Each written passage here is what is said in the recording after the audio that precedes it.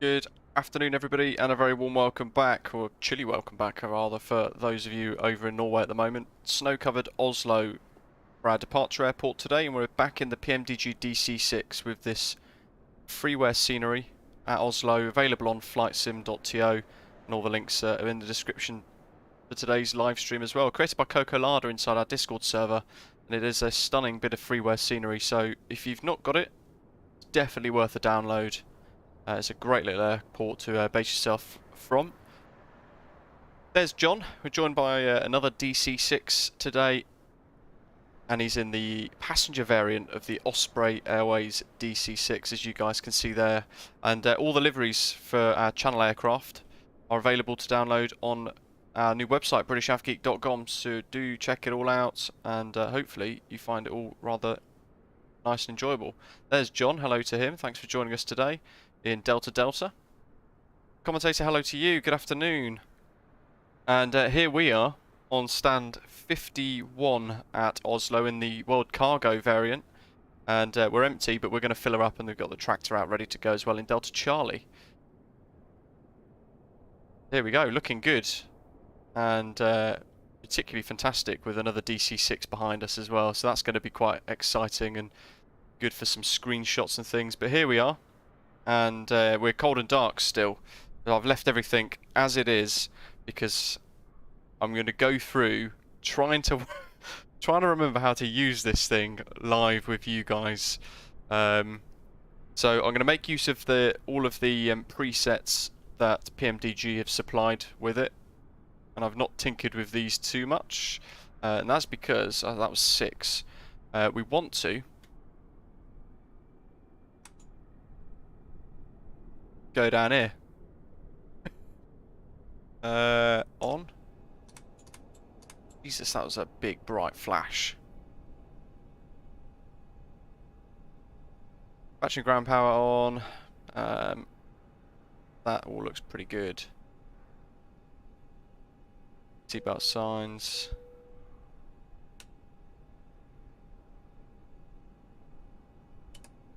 We'll put flashing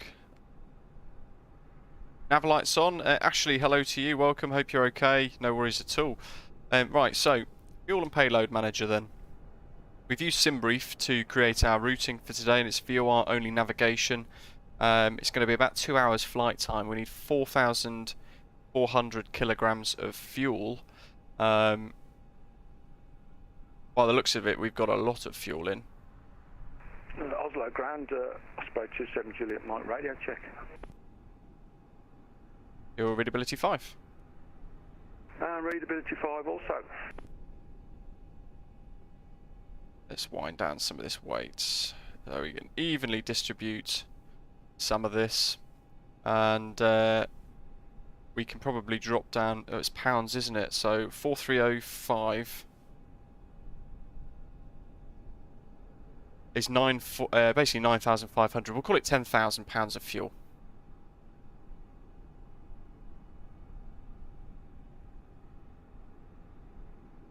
Actually, we could just do this, couldn't we? I might take extra just in case. The METAR into Bodo is pretty bad, so low visibility and some light snow showers passing through, so yeah. Let's close the front cabin stairs. There they go. Love these animations. It's been a long time since we've flown the DC6, of course, in MSFS. And now we can close the front cabin exit and also the cargo doors. Where do we want? Cargo entrance and cargo holds. Let's get them all closed. Zeka, have I tried any of the Captain Sim aircraft? No, I completely refuse to use their trash. It's pretty woeful what they've created, to be honest, and unfortunate people have bought it anyway because it's a 777, but I'm all for boycotting developers like that. Okay, cargo doors, they're going to close shortly. We've got the tow bar and tractor set, and we could make use of the artificial flight engineer. I always remember, use the automation to help you. Voice recorder. Tasted. You know what? Oil coolers and cow flaps. Should probably have the right frequency set, 1228. Fuel and fluids. Checked. Pressurization. Sit. Manifold and duct pressure. Checked. Radios. 1228, 1228. There we go. Yeah, don't buy it. Doors and hatches. Okay, so the first VOR is going to be Mesnali 1144. So we can set that while the flight engineer's doing some pre-takeoff stuff for us. Then we want 117 Out. 4. Gear pins. Removed. 3 on board. Seat belts and pedals. For Tolga VOR. Adjusted. Throttles. Now I've got a magnetic heading from Garderman to Mesnali Set to idle. as a direct, but Propellers. while he's doing this, Forward and 3. we're down here, stand 51 on the Navigraph charts. Start engines. Parking stands, and we're probably going to taxi to 19 left, I would imagine. 2950. Actually, I might use 19 right because it's a whole 1,000 meters long, or 500-600 meters longer. So we might use 19 right, in which case we're going to be taxiing for a little while, all the way around to Alpha 9. And there were two options really. We've got the Vemin prop departure, which is an RNAV transition though. We could get a direct to, so we could vector ourselves towards Evtog. But more appropriately, it's probably useful for us to use this omnidirectional departure for props with a transition altitude of 7,000. And it says here, 19 left to right, climb on a track 192 degrees, expect further clearance from ATC with a minimum turn and altitude from 2,000 feet. So that's going to give us time to just fly straight and climb gradually up to 2,000. Initial climb clearance of 4,000 there, as you can see at the bottom here. And expect further climb by Oslo approach. So we'll probably use that for our departure today, just to keep things nice and simple. We're already on the start engines sequence, which is pretty good. So we can go ahead and turn beacon on. It is on.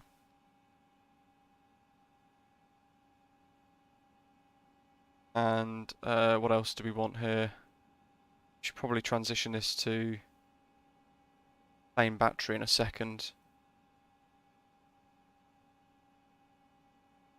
But from memory, we're going to start up on stand with this, because then we transition off ground power to plain battery with engines started. I can't remember the actual starting sequence, but the chocks are removed, and here we go. Oh, there's an Osprey behind us. Fantastic.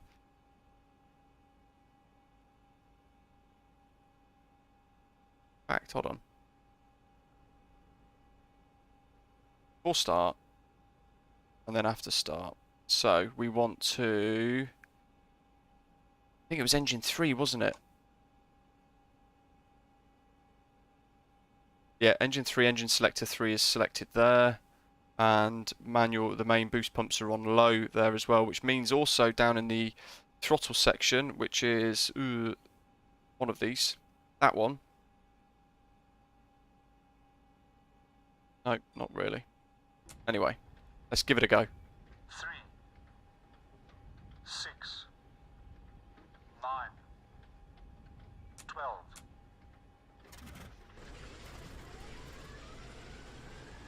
5, 4, 3, 2, 1, John. Yes, pretty much. You know what? I think I've forgotten. Mixture.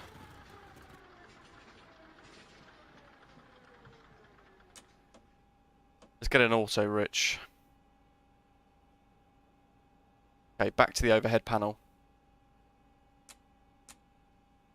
It's reset itself. Start again. 6, 9, 12. Now we're throwing fuel in. There she goes. Lovely stuff.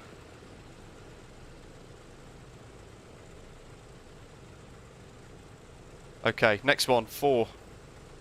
Engine selector 4, magnetos to both. Wait for these to flick back. And we want that one on low. And we want that on fully rich. Yikes, I hope you guys are remembering this. Start. 3, 6, 9, 12. 12. Here she goes, that's engine 4. Usually by the time I've got round to all these other engines, I end up with one failing. Oh, that almost went. Next one, number 2.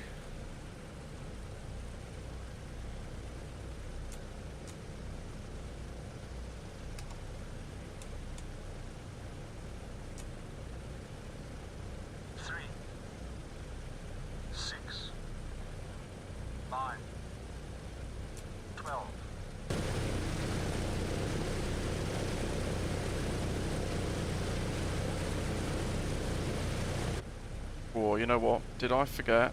No, I didn't. Got the boost pumps.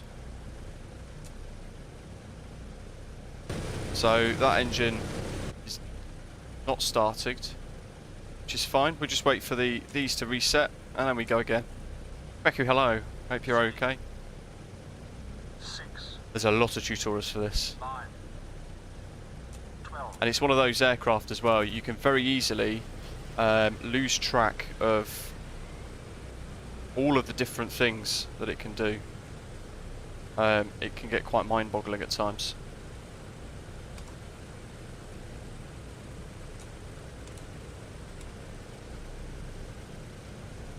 And finally, booster pumps low.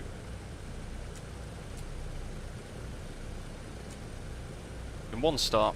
3, 6, 9, 12.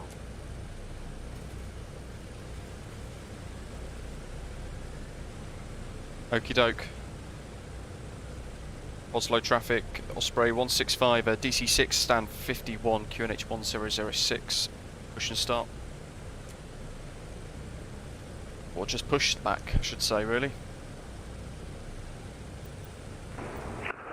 Oslo traffic, Scandinavian 4423, establish ILS 19 right, 9 miles.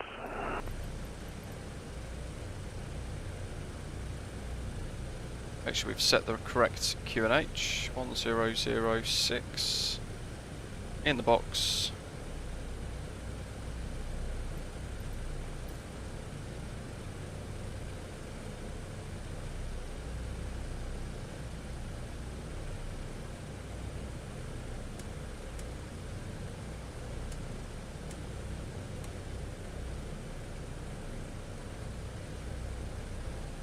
David, thanks. Boost pumps off after each engine starts for warm-up. Here we go.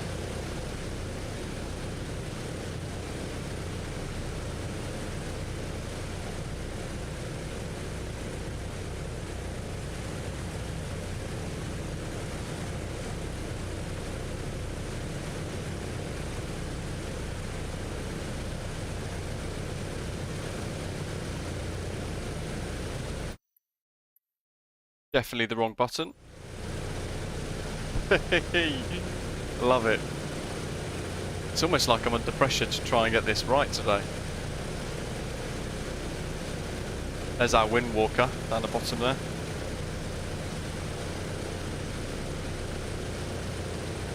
Look at that, remarkable.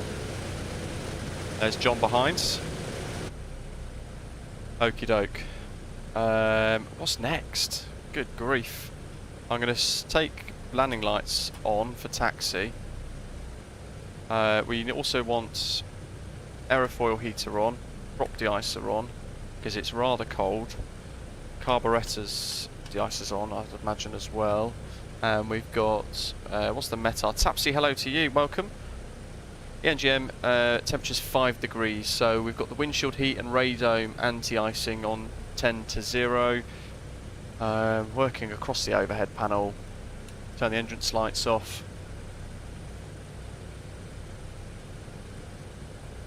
Probably put the wing illumination lights on for now as well. And that's all off.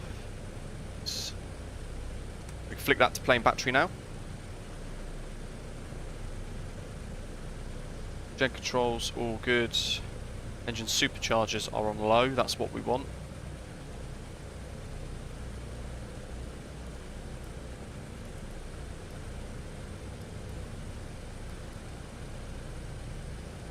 How are we doing here? Fuel quantities are looking fine. The anti-ice fluid stuff's at the top here as well.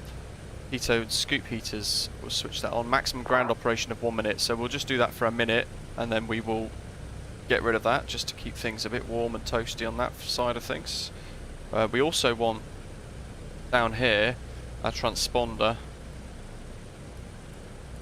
Stick it on alt.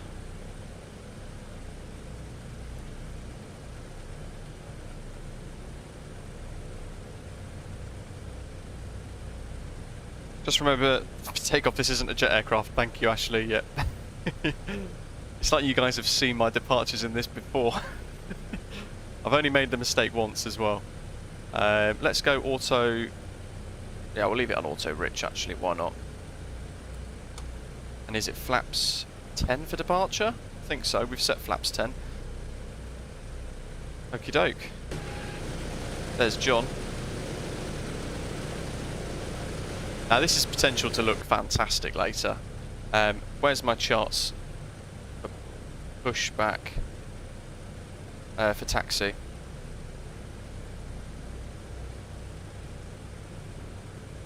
Oslo traffic, Osprey 165 taxiing to hold point Alpha 9, runway 19 right via Juliet, left on Lima,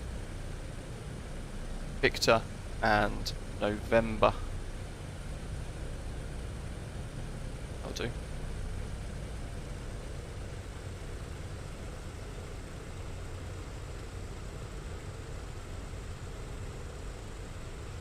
Yeah, we got the oh, you know what, the after start checks. We'll run that just to make sure I haven't forgotten anything. Oops.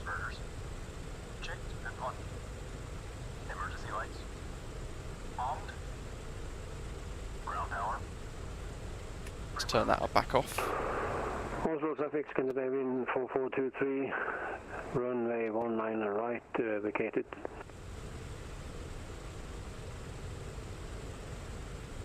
Reese, hello. Yeah, the A320X is getting really good, isn't it? And as you're saying, for freeware, it's particularly excellent. Looking forward to see where it's going to be in about 6 to 12 months. It's exciting. So, out of Oslo, we want 349 magnetic.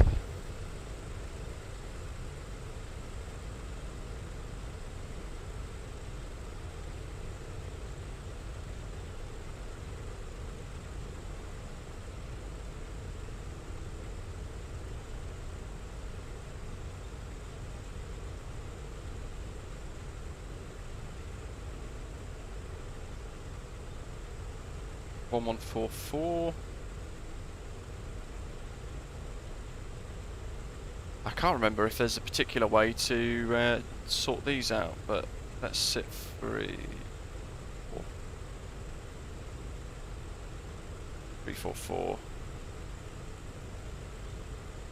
344. We'll just get both of those set. How are we doing on engines? They're all wobbling away, so that suggests to me like they're all on still.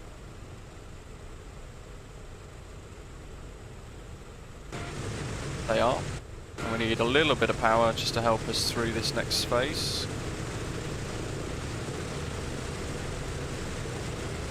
This is some wonderful freeware.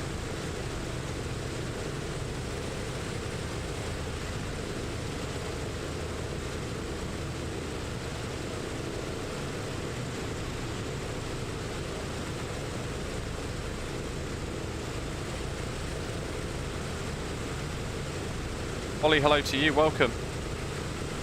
Turn's coming up actually now, isn't it? Probably a tiny little bit of power to get us in here. Left on Victor. The last time we used this scenery, we were actually intended to like check it out properly and enjoy it for the first time, but as you might remember, it was pea soup from the gate, so we didn't see very much of it at all. Now, however, we can actually see it. For takeoff then, it's going to be a really sort of leisurely departure, for want of a better word, I guess.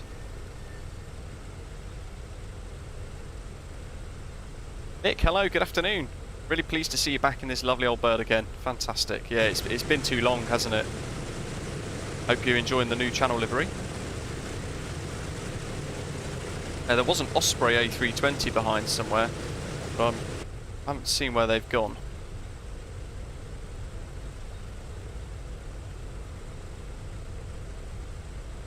The old water ferries have come out to say hello as well.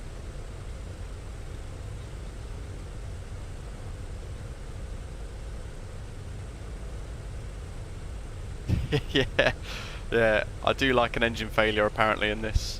It's quite a regular occurrence. I think every time I've flown this I've had at least one engine fail at some point during a crucial phase. Who knows? I'm sure it'll be okay. I do remember that the superchargers have to be carefully handled as well. I can see some lights over there.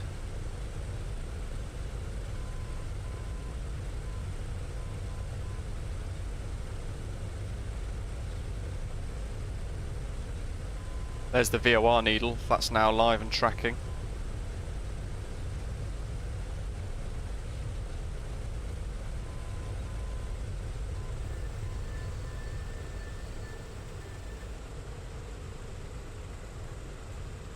It's left turn here.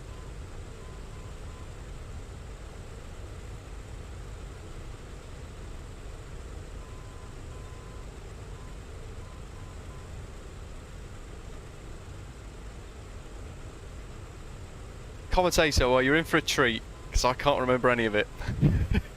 And neither can John behind, so yeah, that makes two of us.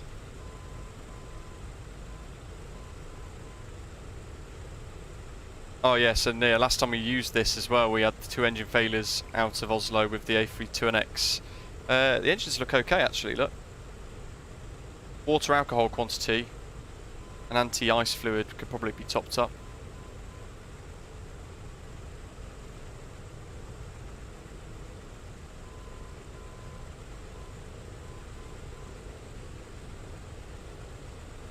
If you're new to the channel, then do hit that subscribe button down below. Hopefully you're enjoying it. Oh, it's a FedEx. Nice stuff. There's John.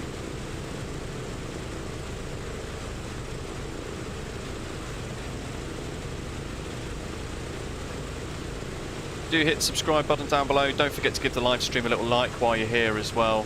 Hopefully you're enjoying it. And we'll be enjoying it throughout today's live stream, of course. We've got about 2 hours or so flight time in this wonderful aircraft, so we'll see what it can do. We'll see what we can do, if we can get there or not. I'm going to try and use the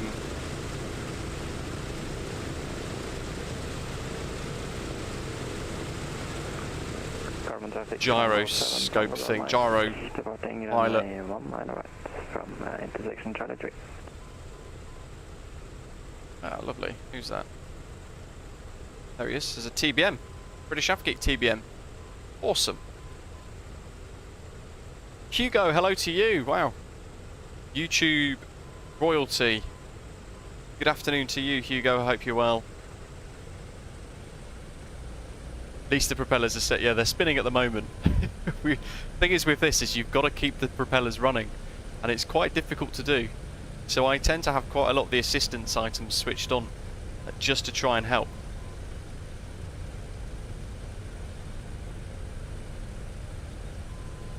And it's important to try and not fiddle around with the throttle settings too much either. Ollie's looking forward to the island hopping stream tomorrow in the Aerosoft Twin Otter. Yeah, it's going to be fantastic. I spent a couple of hours yesterday putting together a route looking for some really nice scenery. So each of the islands we're going to be hopping around the Caribbean tomorrow with the Twotter is basically there's some really nice scenery available for it on flightsim.to for free. And of course the routes involve Princess Juliana, that approach over the beach that we all like, and Saba as well to make it really difficult. Not sure a Twin Otter can get into Saba actually.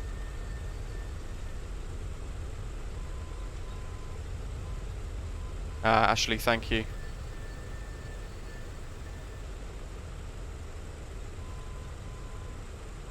Oslo traffic, Osprey 165 via Alpha 9, lining up runway 19 right for a omnidirectional VOR departure.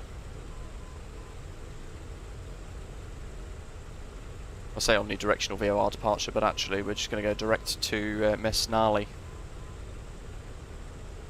That looks clear. Let's get position lights onto flash.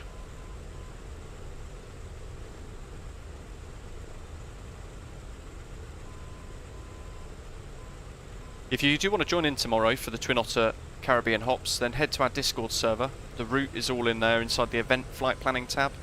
And along with that, I've got the links to our channel liveries, like the new Osprey Airways Osprey regional livery that we're going to be using tomorrow on the Twin Otter, painted by Tapsy. And naturally, we're also you'll be able to find a little nav map plan and a couple of other things as well.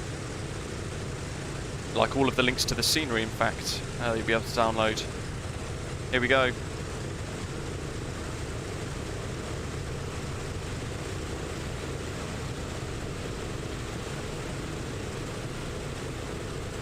Wait for John to just tickle into view. Here he comes.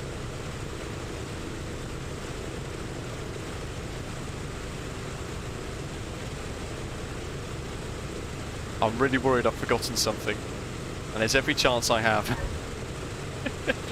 We're about to find out. Okay.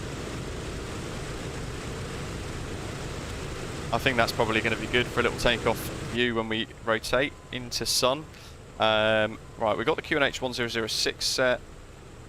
We've got the brakes set. What do we want now? AFE before takeoff checks. Should have done that on the taxiway. Pumps on low. They're now on low. Fuel selector and crossfeed. Main tanks and crossfeed off. Autopilot and carb heat. Oh, Hugo, yeah, I'm really looking forward to their PMDG 737. It's going to be wonderful, isn't it? Hydraulic system. Down, forward, pressure and quantity checked. Okay.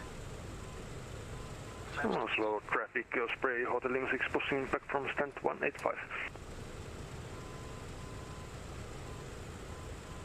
Is that pre-takeoff checks done? Flaps set to 20. Ah, there we go. Flaps set to 20.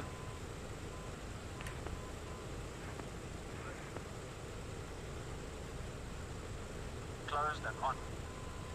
Controls. Oslo traffic, Osprey 270 Mike keeps holding point Alpha 9, line up behind the departing company traffic. On. Mixture and cowl flaps. Reach unlocked. That's just set them. Transponder. On. Landing lights. They're on.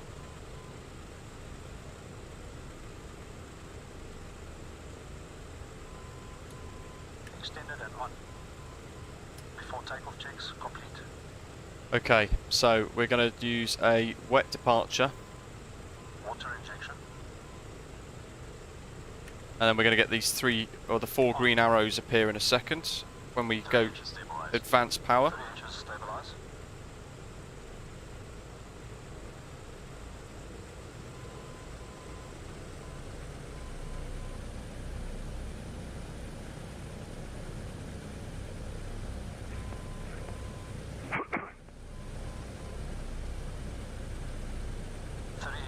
Stabilized. Cowl flaps. Flaps. Cowl flaps set. Full power, please. Going Brakes full off. power. Oslo traffic, Osprey 165, rolling 19 right.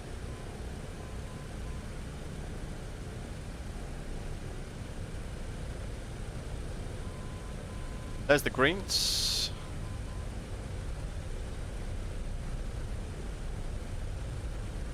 Oslo traffic, Osprey Osprey 27 Juliet Mike, landing up runway 19 right. David, fairly heavy.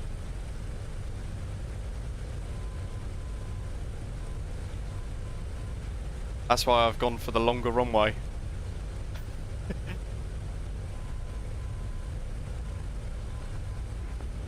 Oh dear, we've got a rogue LSG catering truck.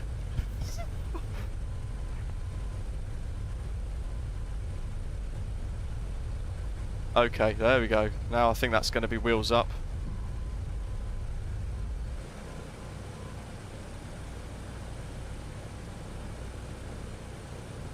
Also traffic Osprey Hotel Lima 6 taxiing to holding point Alpha 9 by Sierra Victor and November. We are, but I haven't yet got it in trim. There we go.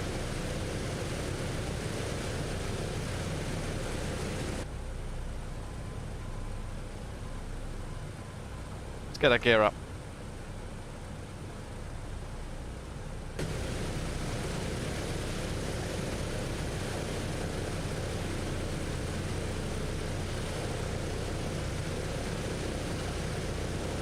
Oh, look at that shadow.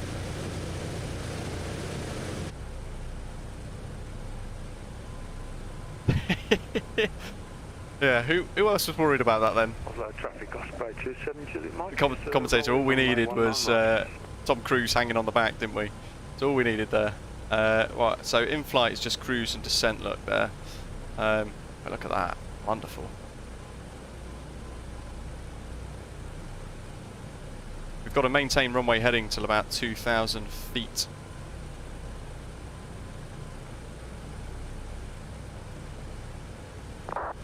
That's it. Using the entire runway.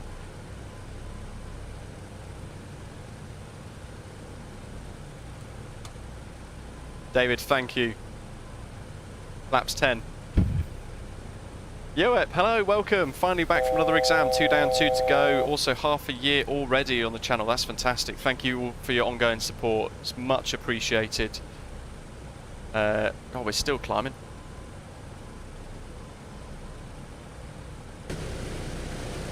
There's Oslo in the distance. We're tracked ever so slightly away from the runway. But it's all good.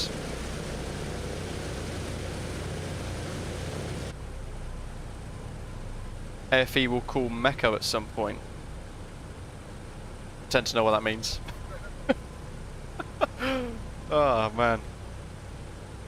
Let's try and get back on this course a little bit. Ollie, do we know when the 737 from PMDG is due? No, we're all wondering the same thing. I think we could expect maybe 6 weeks from now, I'd like to think. Although as Hugo Thester probably knows more than us, of course, saying usually your testing in PMDG aircraft takes 2 to 3 months, but I'm sure they're going to try and shorten it. I'll dare to say we have it in March, which would be a wonderful little thing pre-spring for us. Let's try and get 165 then, as David is saying there. We've got all 4 engines still alive, that's a good thing.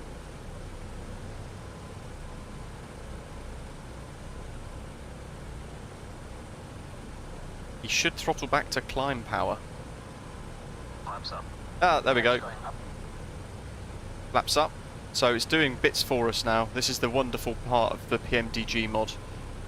So as we're accelerating away now, we can hear the flight engineer is actually retracting the flaps. This is a 4-person aircraft, or 3-person aircraft minimum. With this, there's that MECO thing.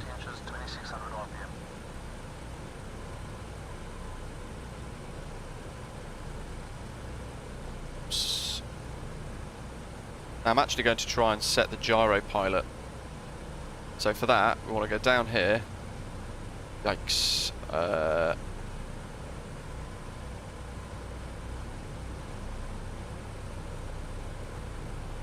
How do you do the vertical speed?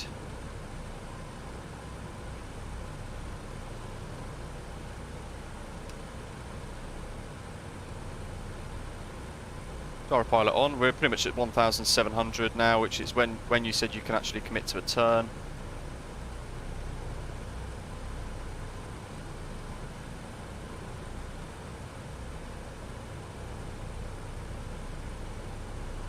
So interestingly, the gyropilot didn't turn on then.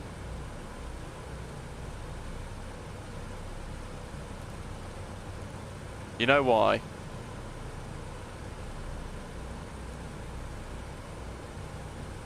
It's because we're not going to have a whole load of... we've still got the AFE basically flying us along. Oh, balance ball's out slightly. Let's get it back in trim.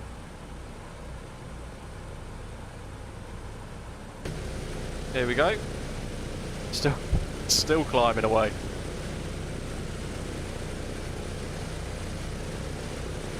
Santiago in Costa Rica, hello to you, welcome. Dancing Tango, legendary, yes, yes, yes, the lower AP lever. How could I forget? Now where is it? It's down here somewhere, isn't it? There it is, gyropilot. That little black lever down there. So I'm just going to turn towards Mesnali, sorry. And then once we're wings level, you know what, I should have done a left. Should have done a left turn to overfly Oslo. That'd look quite cool. Trying to keep it in balance and trim at the moment.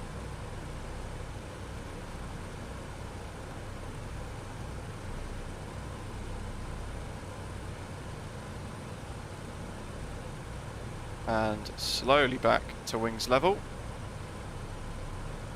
Like so. So, let's try and set this down here. Interestingly, the gyropilot reads on. Okay, maybe now it's on. Let's test it.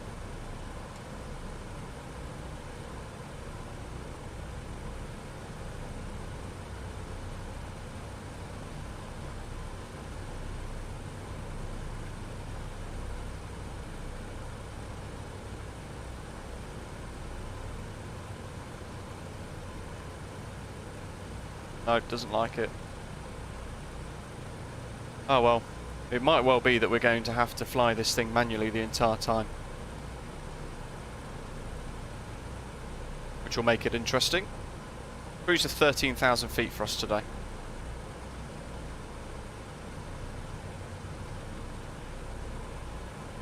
Needs to be up. It is up. Interestingly, the gyropilot button there, this one here, won't let me click it. So we put that up. It's not having it. Odd. Usually that means I've entirely forgotten something.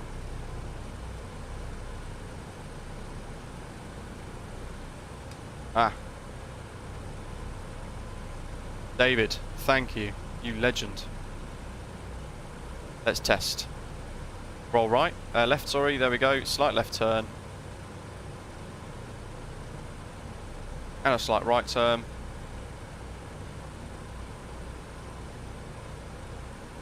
And my cursor's disappeared, brilliant. I need it back now.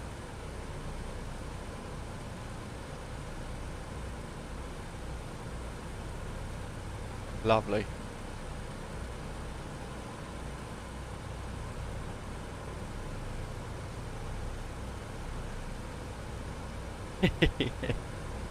There's so many little nuances to this aeroplane. You can very easily forget all the different bits to it. How are we doing up here as well? Probably need to turn this on to 0 to 40. Where's the actual temperature dial? Up here somewhere, isn't it? Well, there's so many dials and things. Water, all temperatures, all pressures, fluids.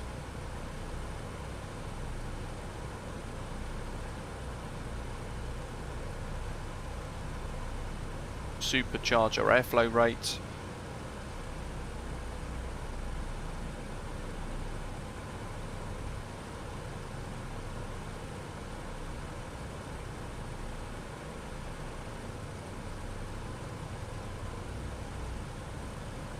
There's every chance I'm looking and not seeing. In fact, I think it's down here. Free air, there we go. So yeah, we're minus now. Philip, hello to you. Just arrived, flying old school, as you can see, really cool. Yeah, definitely, loving it. And then climb and glide for up and down. Oh yes, of course. So,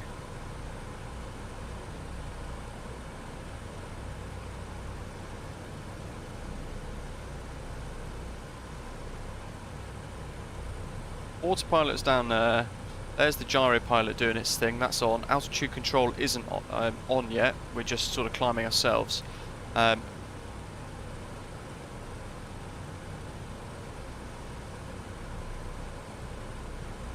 climb and glide. I'm trying to remember where that is. I mean, there's every chance again it's literally right in front of me.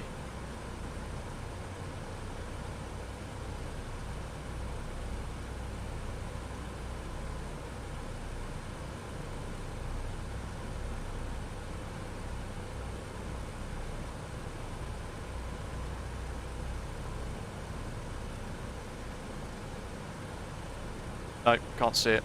So we're still climbing manually ourselves at the moment.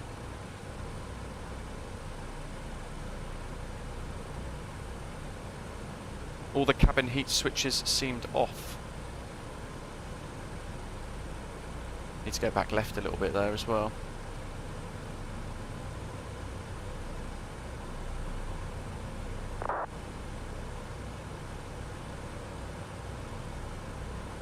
Cabin heat switches are off. God.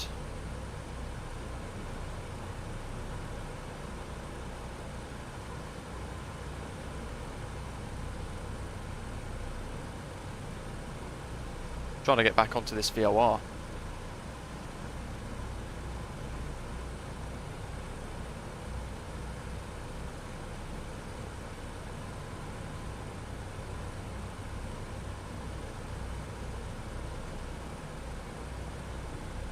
Oh yes, it's these little rotatory dials here, isn't it?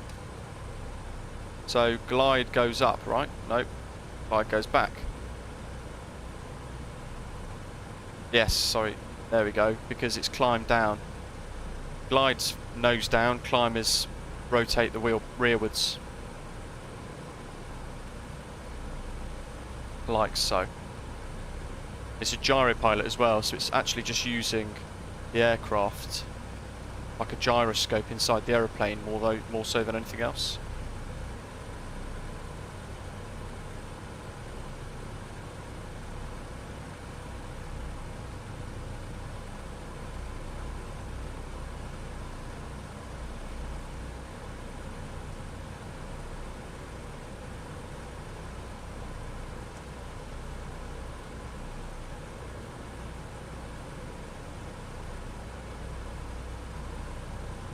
Try and reset this because I thought it would remember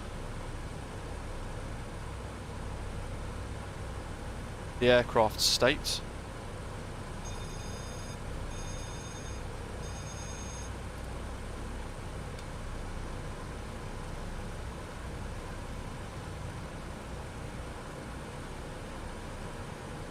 Might have to turn this off in a minute because for some reason it's trying to put me nose down.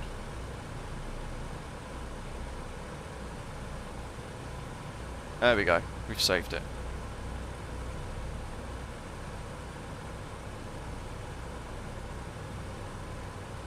And we've got a bit of a crosswind, so actually I want to come across ever so slightly.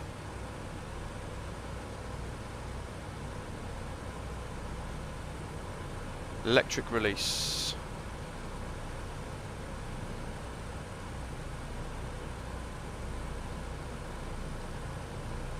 See, sometimes I find it just easier for me to actually trim this anyway.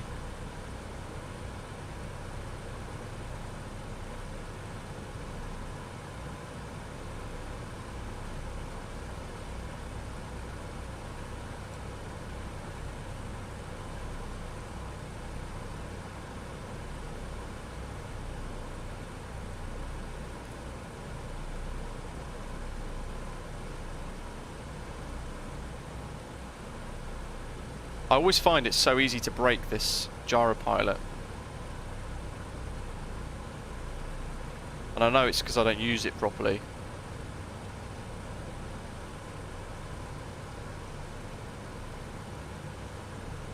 Good grief.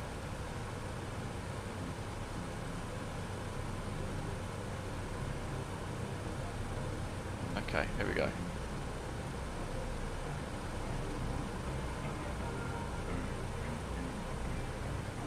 Love it. It's now trying to pitch me left all the time, even though I haven't changed aileron trim at all. And my cursor's gone. There we go.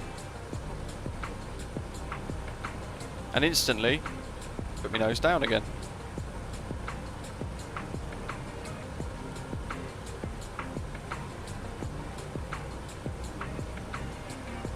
Just going to let it settle and work itself out this time, I think.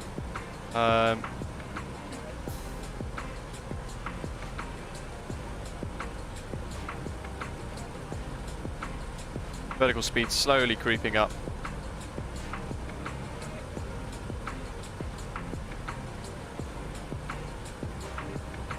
No, we're in gyro mode. Frank. Up here, look. Localizers in the centre.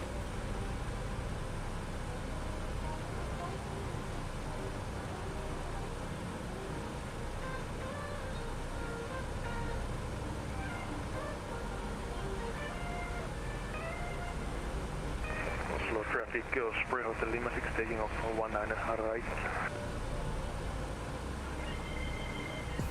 I wonder if I tune that, will it take us direct to the VOR? Let's find out.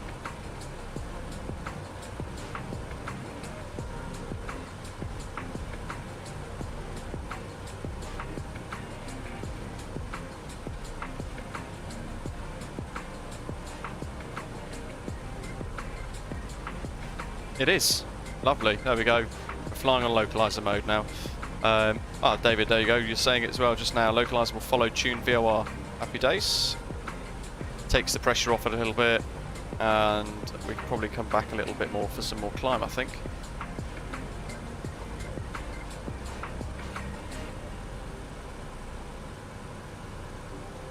Can't use the wheels left and right of the turn knob to switch it to climb. Yeah, so we're kind of battling it at the moment, trying to get it to climb. It's not climbing as quick as I would have thought.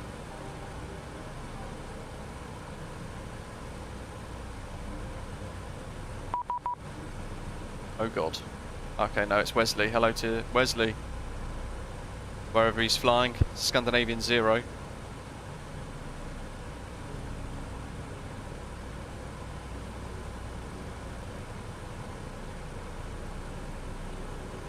Yeah, so at the moment I've got the VOR tuned, and I've got the ABS needle tracking as well, which is kind of what it's flying to, but I think it's just going direct towards VOR, taking into account a bit of a crosswind.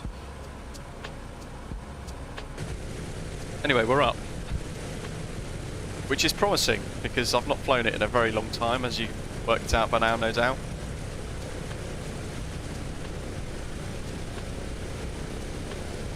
And I don't know where John is. He was behind us somewhere. He's either ahead still, or he's somehow managed to get in front.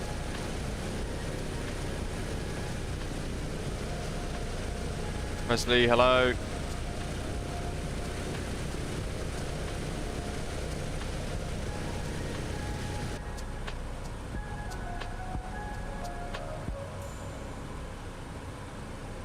Let's go 2 clicks back again on the gyro pilot for climb. See, what I'm noting is it just keeps leveling off.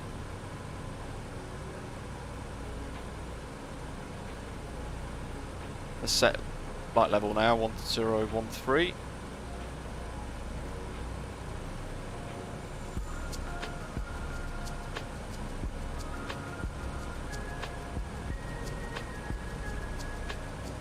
Oh, weird. That's disengaged itself. But again, it's put itself back into a slight descent. Just ahead, 11,000. Wow. How are you at 11,000? I'm at 6. God, that shows how bad I am at this after such a long time.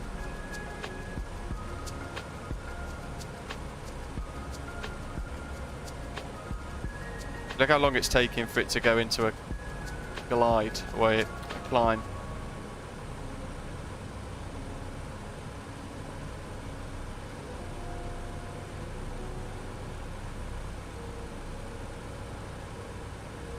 Not climbing at all, is it?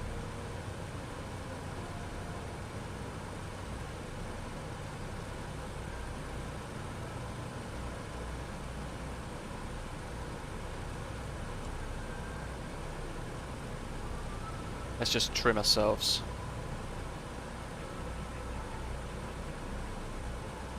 Turn altitude control off, but now it's locked the... almost like it's locked the trim wheel.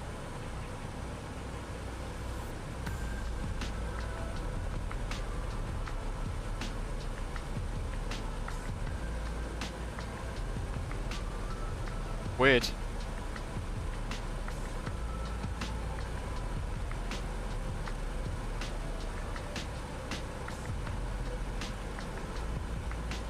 DFD, hello to you, welcome. Hope you're well. Let's try and get this nose up. I know it's the thing going off. Shush. Get rid of it. I just want it to climb to 13,000. I've always had issues with the gyropilot. Every time I try and use it, it doesn't do what I want it to.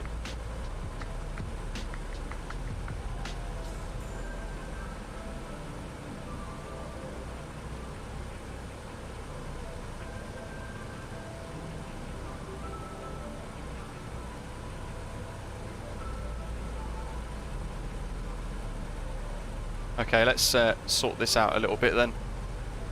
So we're trimmed nicely there now. If our wings are level, they are. I'm going to try and reset this again. If Microsoft Flight Simulator gives me my cursor back, there we go.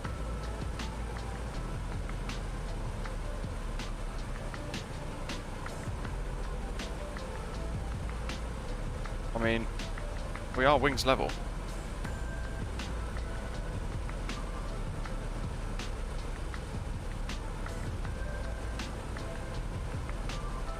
I don't know. If I have to, I'll fly this thing all the way myself. Wesley, it doesn't read those ones. It never has, I don't think. But as Wesley's saying, 30 months, let's go. Can you, like, please fly to Toncontin again? Will do soon. But I've got to get this thing to cruise first. At this rate, we're going to be... How am I that bad at flying this? I know it's been a long time, but jeez. My wings are level as well. That's down. So we need to click that on, but it's not wanting to turn itself on.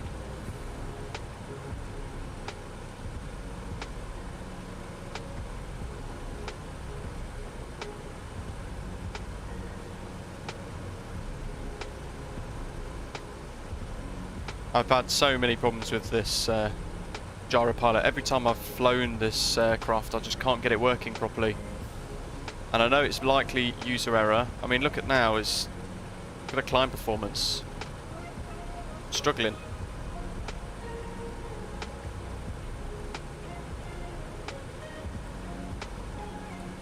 Okay, let's put it back on gyro. Ah, there's another pro in the chat. Then look, the second I put the gyropilot on, actually, that's doing it quite nice for us. Weirdly, all of a sudden we're back in climb.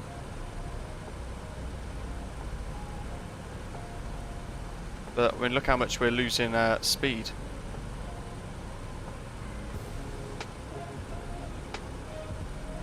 So now I'm having to pitch down.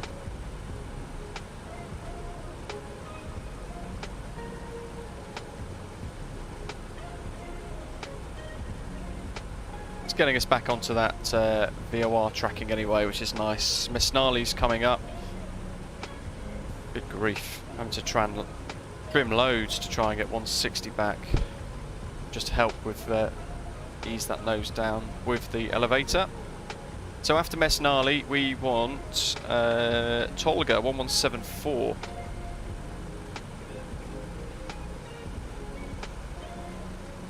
And we've got that in the box ready. So when we hit it, we're just going to just flick it across to the active nav frequency, basically. We're then going to want a heading of 020 magnetic.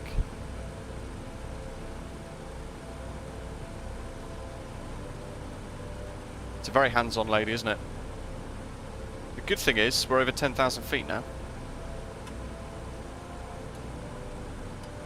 Track the landing lights.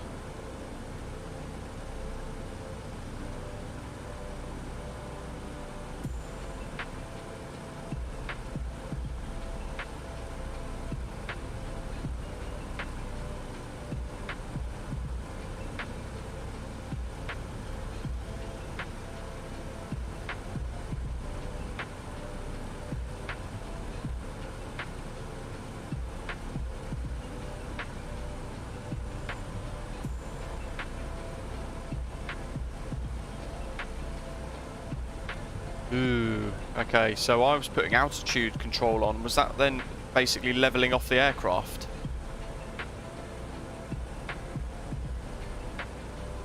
I mean, that would explain a lot. Well, I've basically been hand flying the climb. Still got 2, 3, 4, 5,000 feet to go to cruise.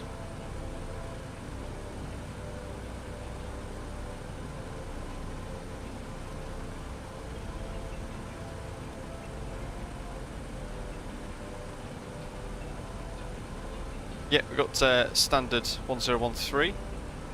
I love this, you guys are helping me out while I'm flying this.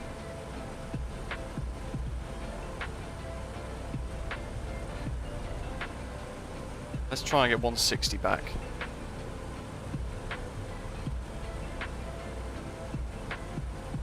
Oh, okay, so yeah, that's where I was going wrong with that one.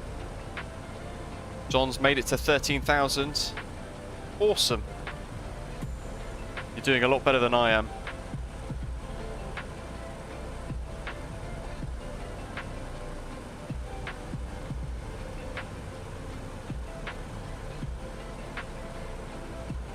How long have we got? 9 miles to Mesnali. This rate, we're going to be on the second leg of the route, and we're still going to be climbing.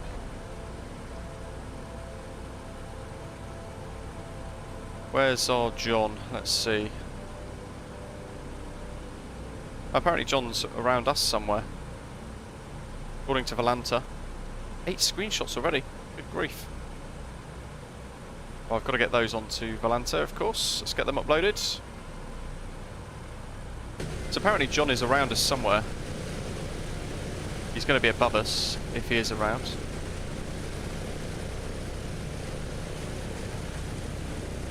I mean, the good thing is, we're still climbing. And we've still got power. Every cloud.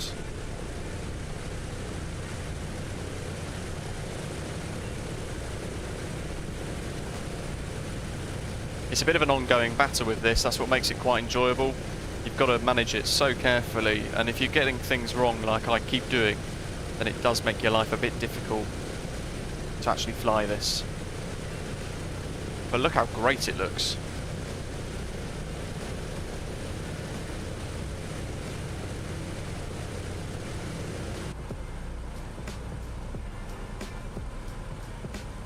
.8 miles. Oh, David, your controls, this would be fantastic, wouldn't it? Not thought of that before. Maybe it's something we can look into.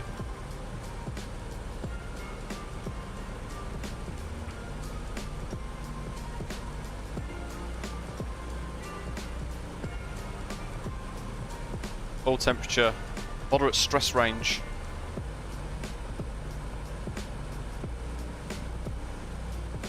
I mean, there's not much we can do. We're still trying to climb here. Look how slow our climb performance is. In fact, we've almost leveled off again.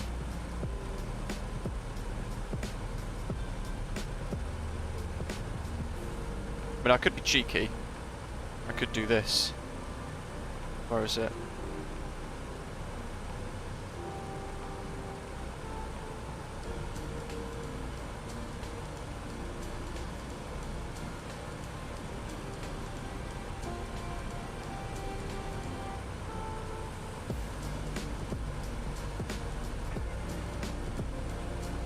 Look at that, straight away, just the weight.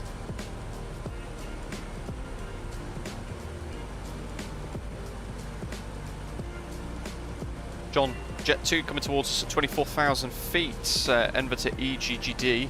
Oh, let's try and keep a lookout for them. I don't think we're going to see them. John's definitely ahead still, actually. Yeah, Chanex 6334-738.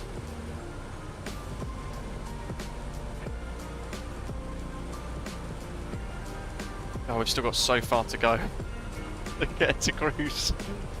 Oh man. Maybe if I bring the auto gyropilot thing down, so we try and get 160 a bit more accurately.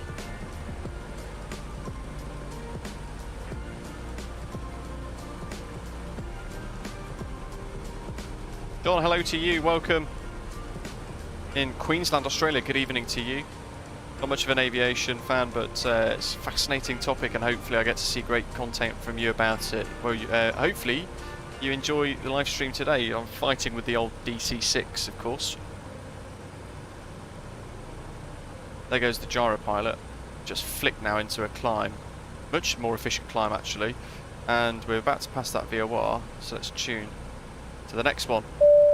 We want a right turn, 020, roughly.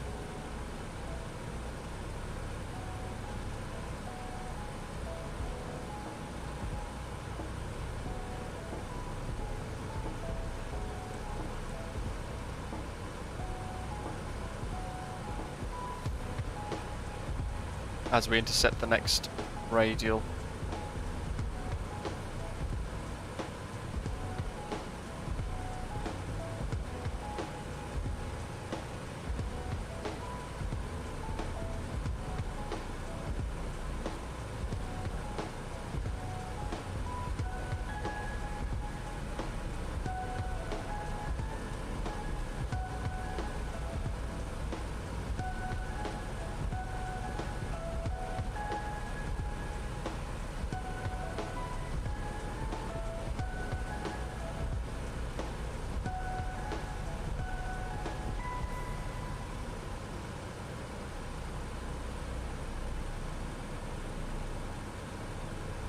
Barely climbing again. Let's bring that back, I don't know, 2 notches.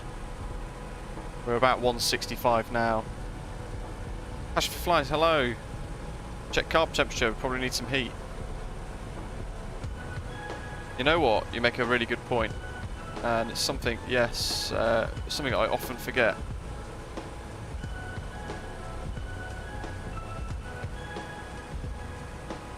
And I've just noticed the dials, so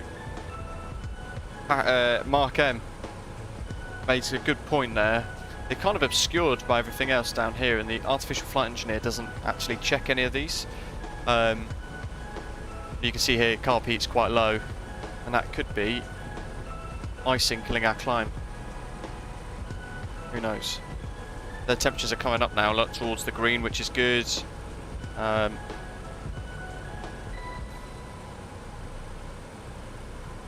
And everything is just going to be lots and lots and lots of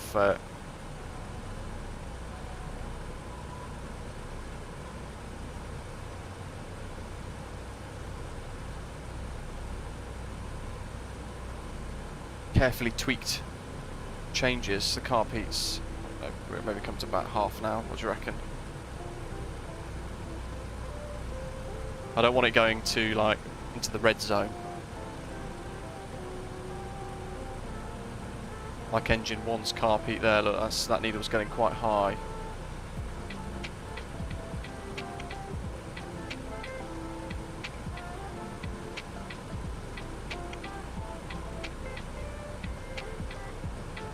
That looks pretty good actually there, look. They're all balanced inside the central parts. Still not really climbing though, interestingly enough. Why are we not climbing?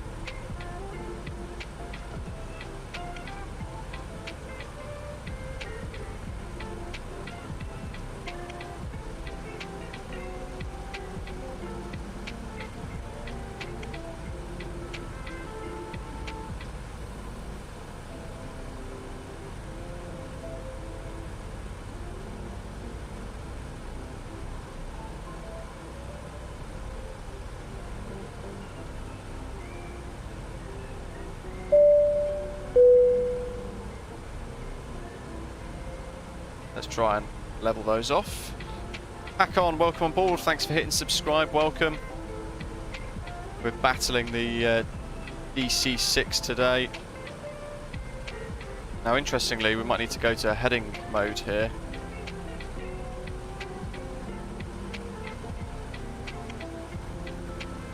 With a right turn.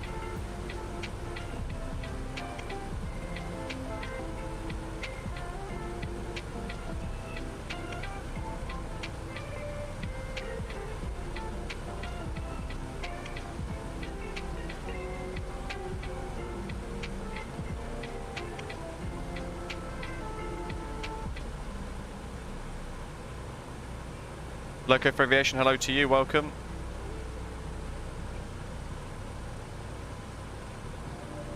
Yeah, the RPM is actually being managed by the AFE, I think, at the moment.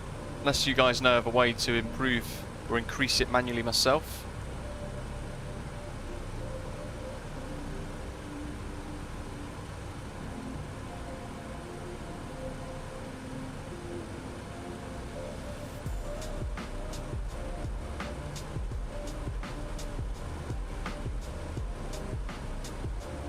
Booster pumps? You mean stick them on high? They're on low at the moment. Or do you mean the superchargers, Hugo? Could set the superchargers on, couldn't we?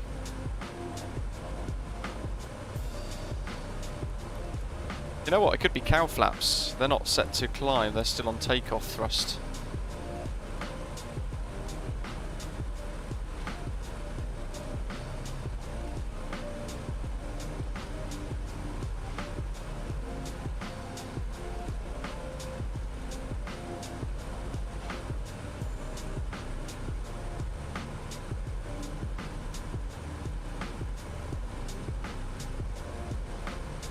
So interestingly, it's potential that the AFE is actually hampering our climb.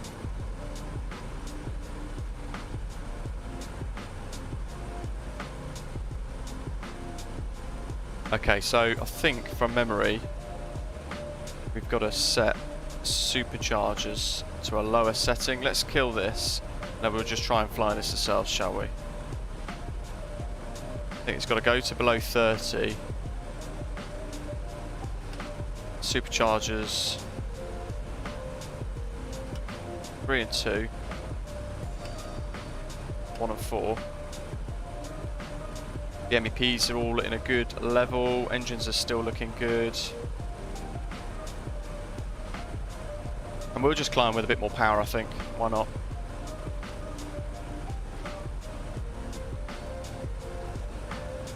Again, it doesn't really look like that's done very much. How do you increase the RPM? That is literally you guys saying that. That's the problem. Passion for flying, yeah. Apparently, climb speed is 160, but we wouldn't be climbing for this long.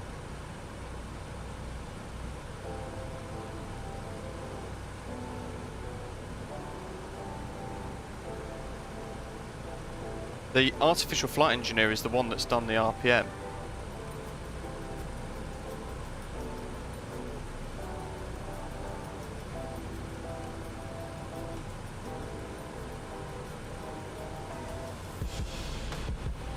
God, I'm trying to remember how to use this thing now. Locks off.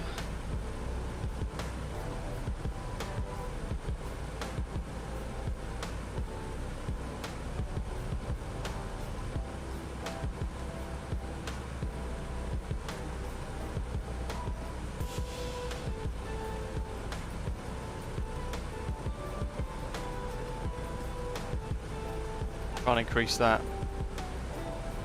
DC6. Prop.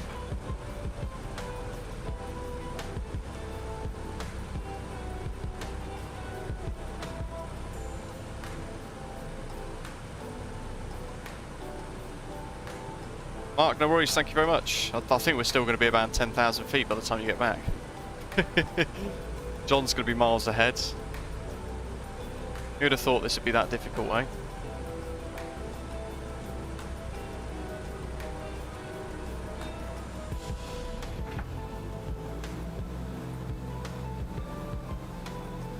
Oh, how strange. It's almost like the artificial flight engineer restricted it quite significantly.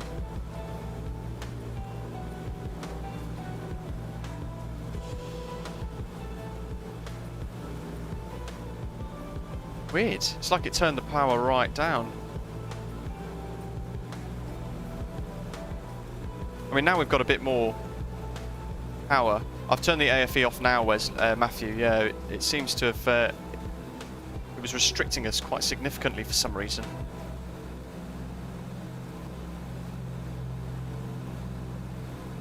Although now, whatever I've done seems to be culminating in a slight descent. It's a shame there's no climb button here. It's weird that it just increased out of nowhere, isn't it?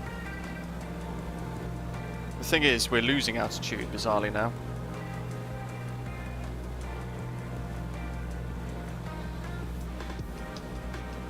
Which we don't want.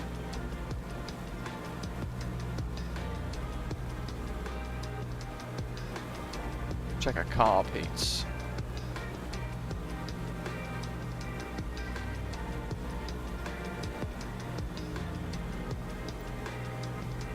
But look, we're descending. Why are we descending?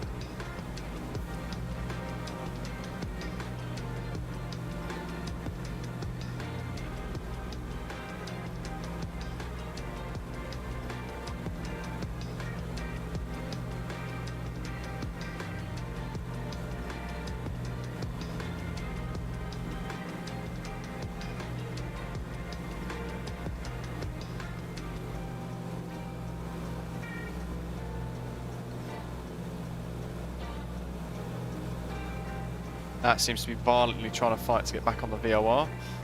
Trim. I would love to trim, but it's on gyropilot mode at the moment.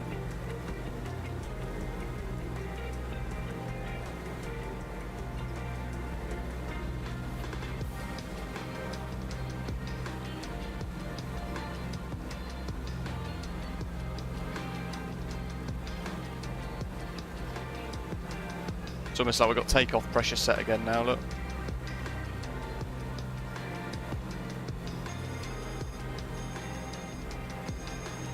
There goes the gyropilot.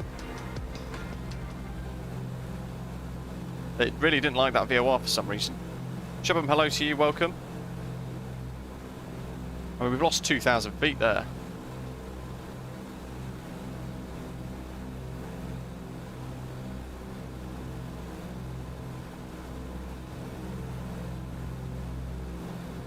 I've got carburetor de-icers on. Let's see, Peter heat is on. We've got radome anti-icing and all that sort of thing on as well. What else could it be? I mean, we've done a carb heat as well. We've checked carb heats.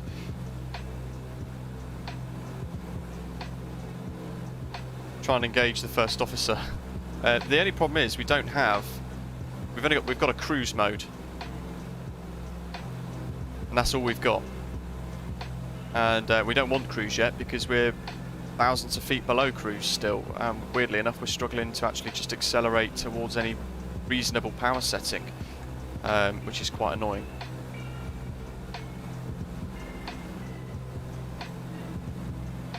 The only other thing I could think of is throw everything out of the back.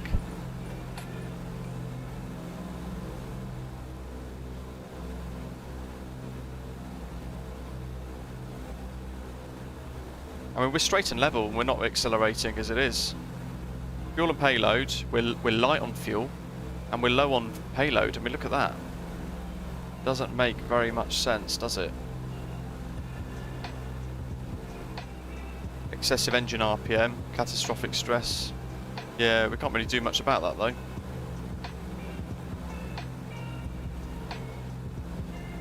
And I can't think how we reduce the RPM. Okay, here we go. That's probably better. Probably doesn't help us shredding the engines to death.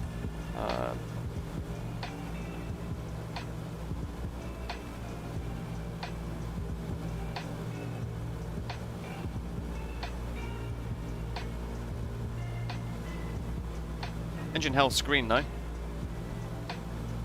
Cylinder head temperature. Cold and within icing range. That's going to be up here, right? Maybe close some of them cow flaps.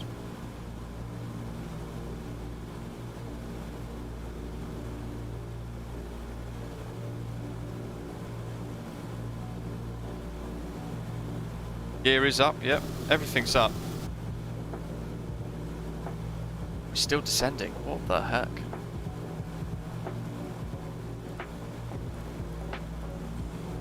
Let's try and close them, as David's suggesting there.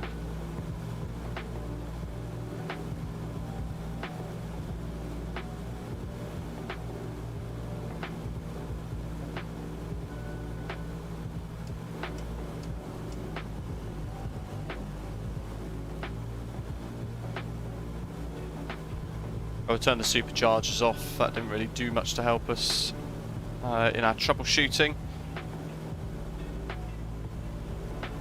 I've literally not flown this in about 6 months. Carb icing's good, there's no problem. Parachute's ready, Steve. I mean, that's all gone green again now. Moderate stress for cylinder head temperature. Doesn't make any sense. The only thing I can do is maybe like lower this. RPM's 25. I can't get that much higher without going into the yellow. And RPM, manifold pressure's 30. The MEP is that. So let's try and repair the engines. There you go. They're all clean as a whistle. I mean, we've literally done everything now.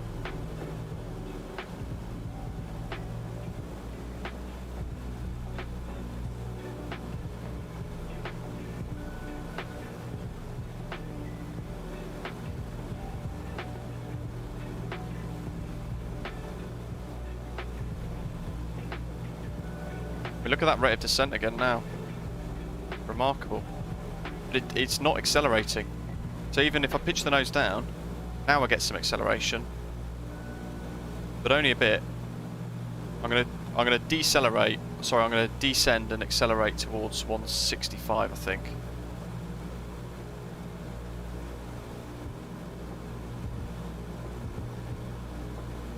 There we go. Now we're about 165. But will it hold it in any form of climb? Let's find out. I'm going to try and trim. I mean, look at that, it just doesn't want to climb.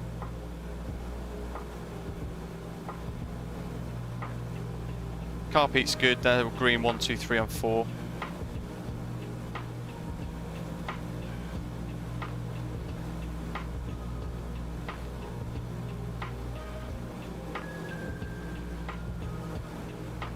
We've done that. Maybe I should service the props as well. Let's do that. And we'll do top up engine oil. I mean, we literally can't do much more now.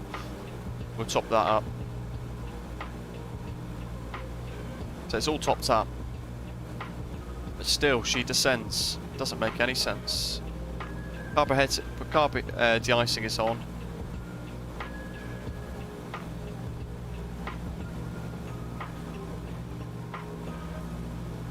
What are these for?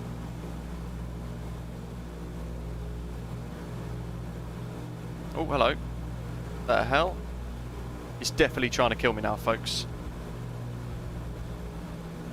John reckons I've got a mod conflict. Interesting theory. What could be the cause? Oh, I hope you're enjoying this, folks. Keep hitting the like button. I am genuinely trying to resolve this. No idea what the hell is going on.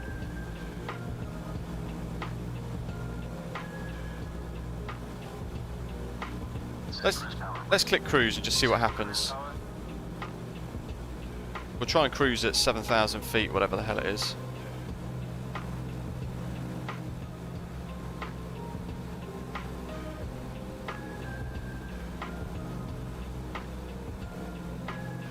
Now, interestingly enough, setting cruise power seems to have given me more engine output, which is bizarre. Water injection is off, I think.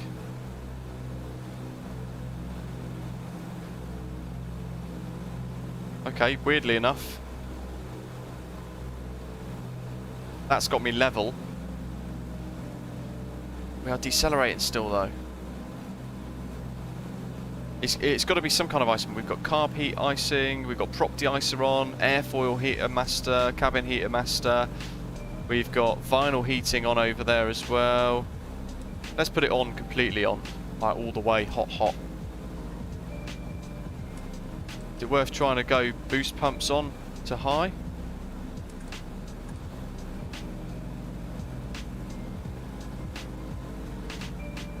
Superchargers run low.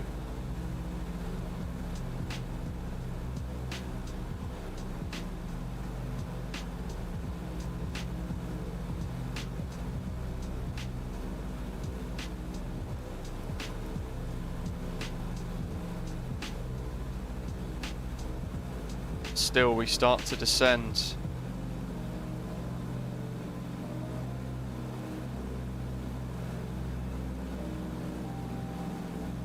Matthew, interestingly enough, that's what the AFE set.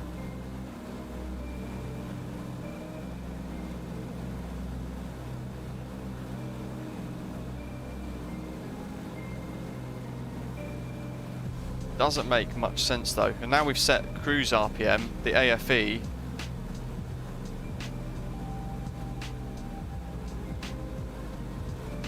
Has set its own power rating again, which is that for cruise.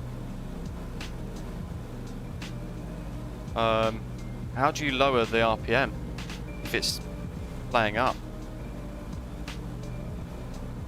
Because I physically can't at the moment.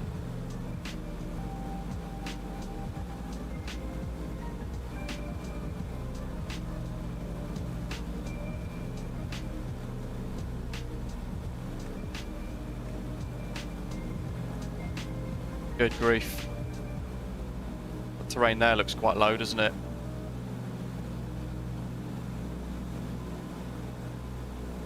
Autopilot's off because that bugged out and I needed to try and get us back into a climb.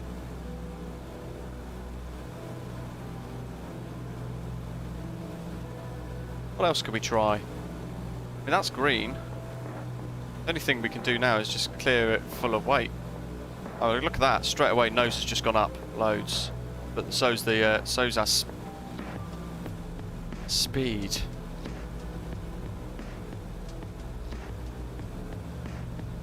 Matthew, so we managed to get to set climb power with the AFE. We managed to get that, and then it's adjusted itself and put us into this weird climb mess. That's interesting. Have we lost an engine? Hold on a second. Why is one of those illuminated?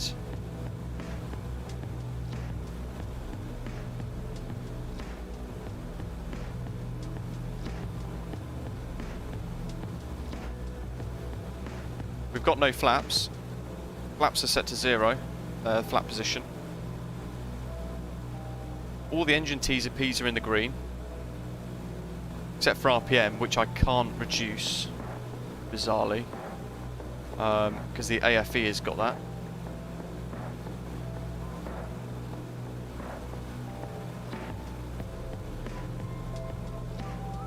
Water injection. On. Let's see what it does now. 3 inches stabilize. 3 inches stabilize. It's almost as if it's going to do a reset. So I'm going to descend into this valley here because we haven't really got much of a choice.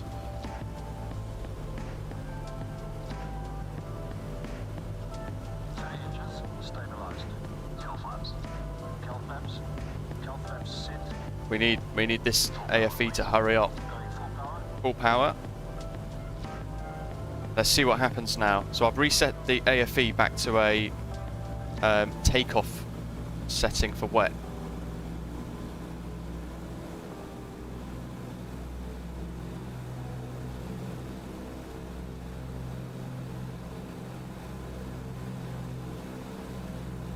Full power set. Now we're climbing and accelerating. Gear up. Gear selected up. Gear up, lights up, ramps up. Flaps going up. Oh, look at that. Now we're climbing up quite nicely. How weird. Mark, thanks. This is the most stressful stream I've had in a long time, that has to be said. Meto power. Setting meter power. There's the Meto power, so now it's reducing its own power setting, but we're not at 160 yet, so why is it doing that?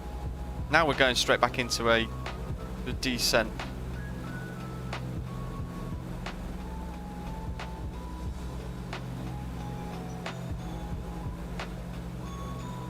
We're barely going, and I'm getting some serious instability in the aircraft as well.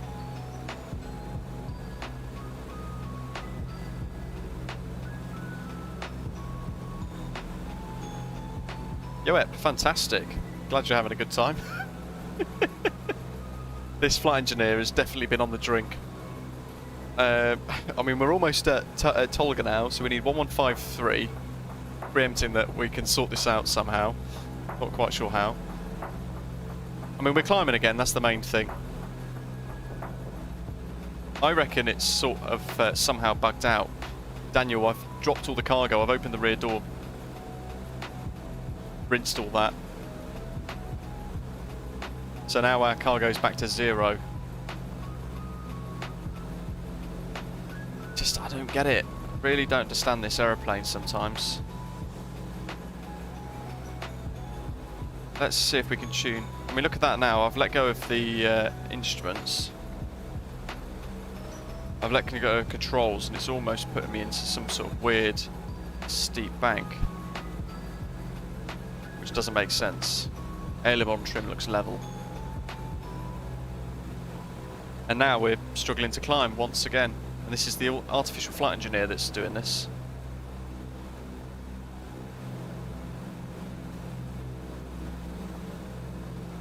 And we're back into a descent.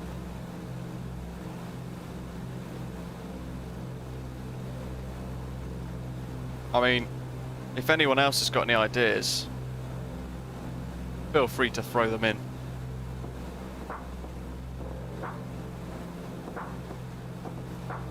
Because I'm out of suggestions.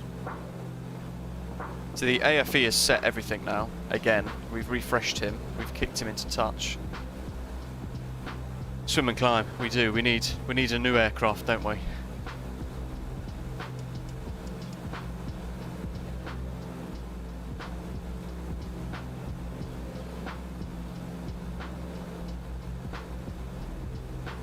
Hold on.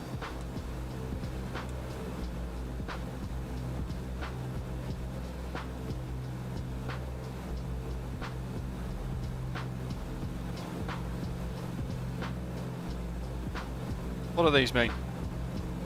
Maybe I need to change one of those.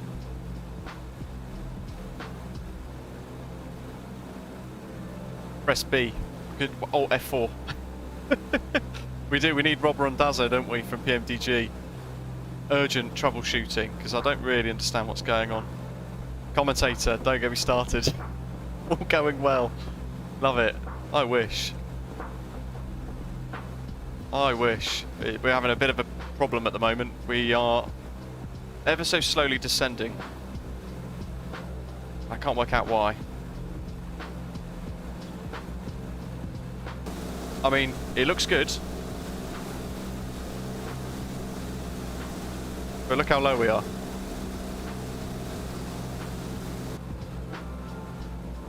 Try the trim wheel on the gyro pilot. What, you mean this? Like reset it. Is there a button to reset the trim wheel on the gyro pilot? Oh. Weird. That's what's strange, because every now and again we're getting this weird little aileron trim 0 there, look. We're getting this weird little sharp right bank. I mean, we're barely level at 6,000. John, are you on live weather? And also, have you done anything different to me? Put that on.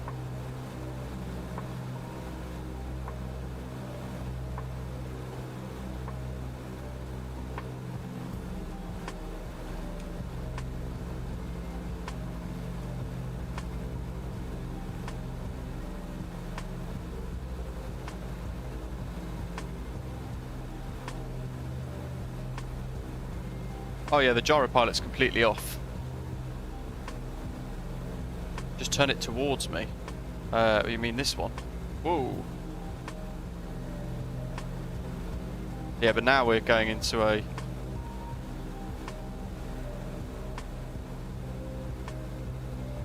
sharp climb. We've lost some speed because of it. And also now, look at the vertical speed. So now we're going to have to get the nose down to get our speed back. It's a good job this is cargo.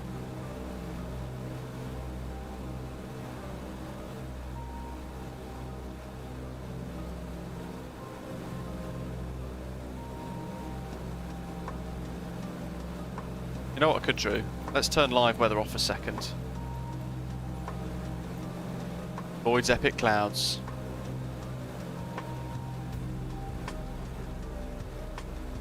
It is really low, but it's odd, isn't it? Because it's we set 160 BMEP for climb.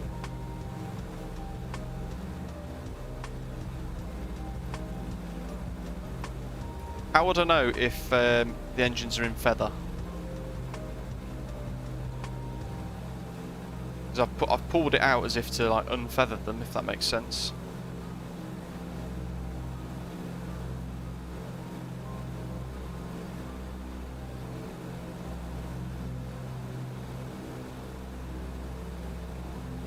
And down we go for a descent again. Look, we're ever so slowly.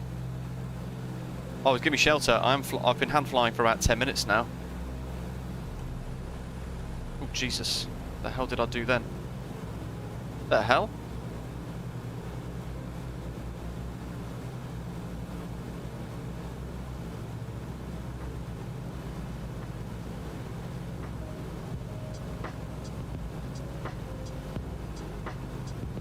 Weird.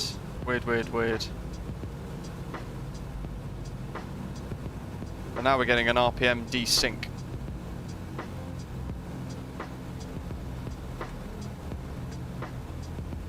So why is it doing that?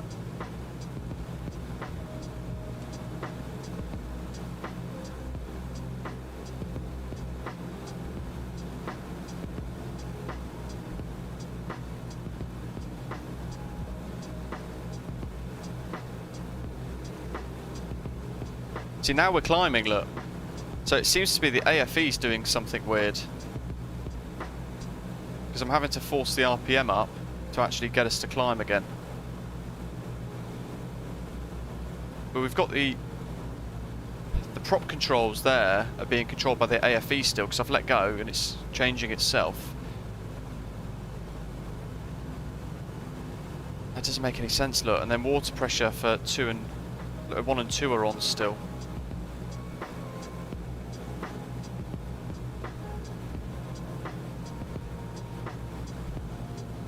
And then all that, bloody turning right the whole time.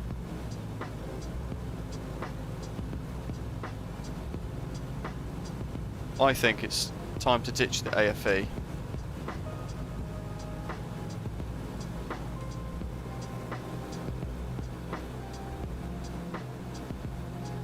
Bloody throttles, get out of the way. This is important. I don't want to crash.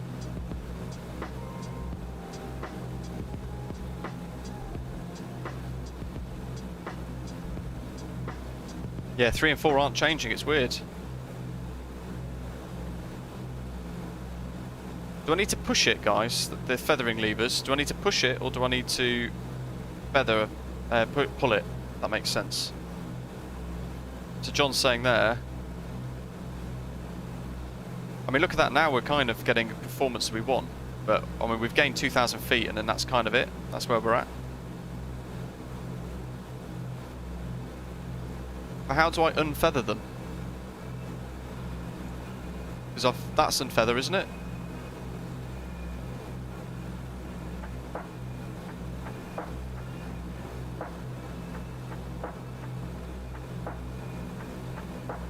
Oh, hold on. Wow. So, for some reason... Yeah, I'm being thick here. Engine 2, 3 and 4 somehow put themselves into feather. Thanks, guys. But that's weird, because for no reason... Have I ever set that? Look at us go now. Now I need to bring this prop RPM back slightly. The MEP's gone up. Oh, here we go. We're back in. Look at that climb. Woo! Why is it feathered props 2 and 3 and 4? I noticed prop 4 was feathered, prop 2 was feathered, but that was illuminated earlier, but I can't work out why, because it's nothing we've clicked. Keybinds. Ooh. Be worrying if it is a keybind. I mean, now we're away, look. Yeah, now we have power. Look at this. John's probably touching down already.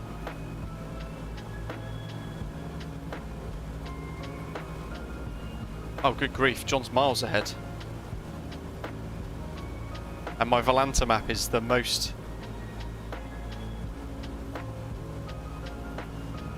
well, it's probably the worst map I've had in a long time. Yeah, I don't understand why they're feathered. I'm going to have to go back and... got to be a keybind of some sort, which I don't recognise having set.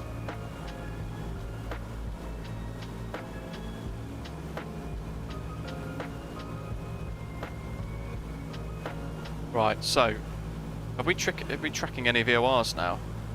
1153 should be Bronoi. Perhaps we're a bit too far away. Darren, do I recommend the DC-6? I think it's great, yeah. It's got its problems. It's very easy to fly it wrong, as we've experienced today. But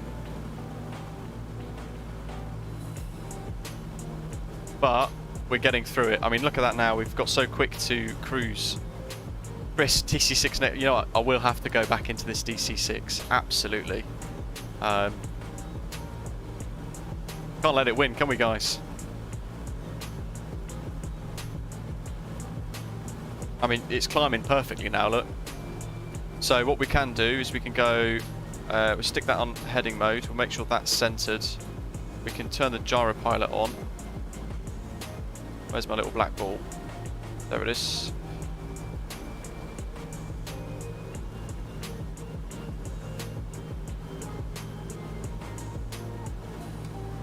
And we'll do altitude hold. We'll just do roughly around about now. Daniel, let's go and get our cargo. You know what, let's set it back, because we did have a bit of cargo on board, didn't we?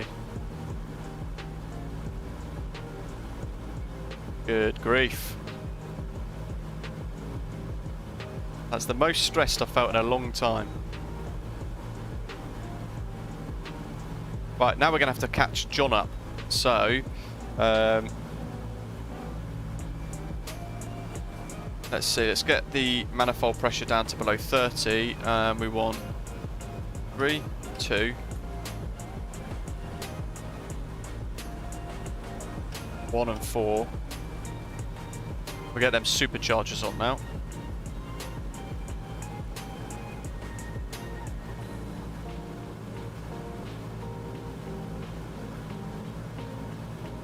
I mean, we haven't done any sightseeing. The route's supposed to take us over the fjords and give us all the really nice views. We've not done a single bit of sightseeing. What do we want? We want cruise power. Cruise power, please. Now let's see what it does.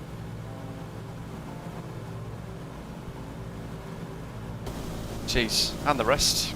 Swim and climb. Chris Shuttleworth. And the rest.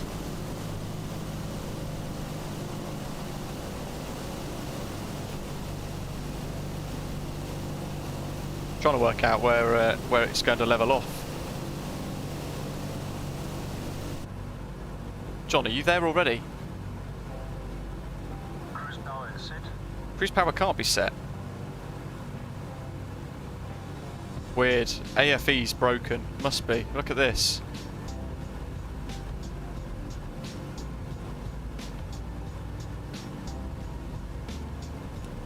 Cruise checks are complete. How strange. And now look, it's reset power and engine 1 again. Let's get rid of him, he's rubbish. I've got him on to help me.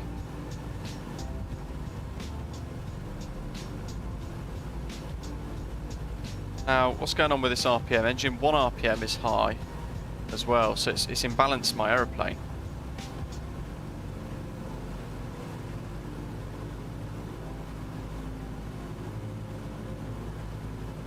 There.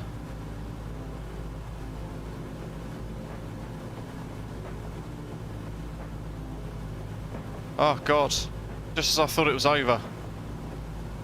Check the overhead. What the?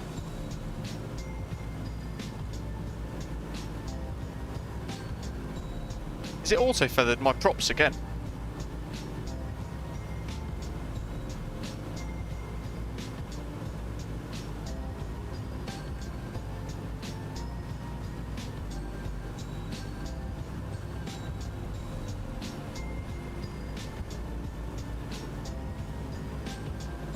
Okay, here we go. I seem to be getting the aeroplane back a bit.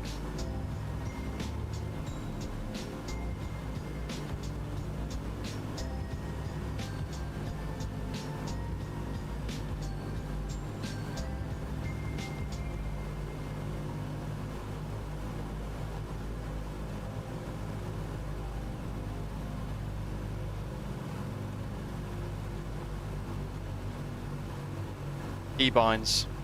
You reckon? It's very strange, isn't it?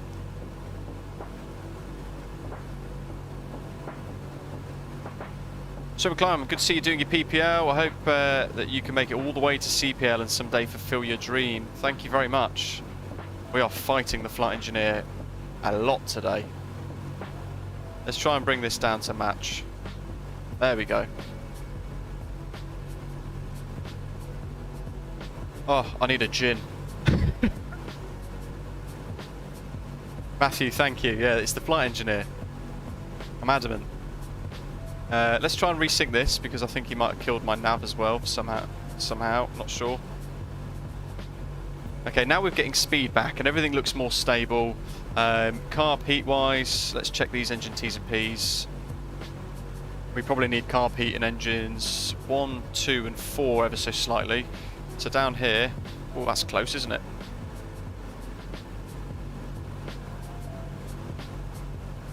Ah, where's the key cursor? Come on, Microsoft Flight Simulator. There it is.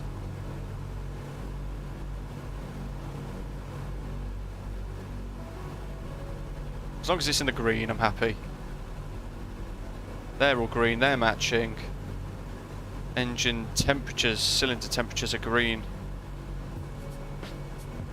So the first officer's trying to kill me today. That's what we've gained from this today. That's what we've learned. And I'm nowhere near my planned route. Just going in a random straight line now.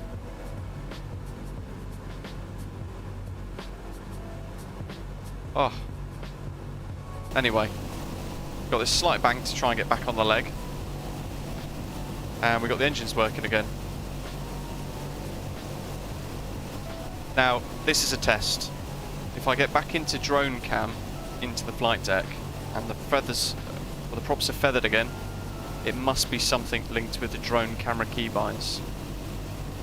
But I use the same keybinds on every aircraft, so I hope it's not. Even the sun's given up, it's going away, it doesn't want to see the rest.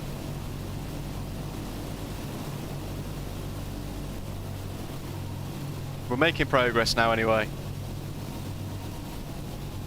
We're at flight level 130, which is our planned filed cruise altitude for today.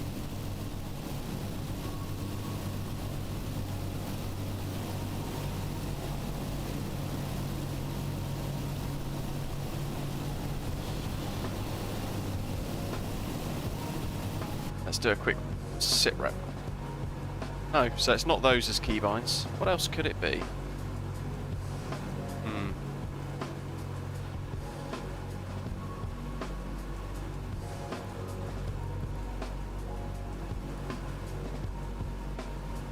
Right, where's the Messina VOR?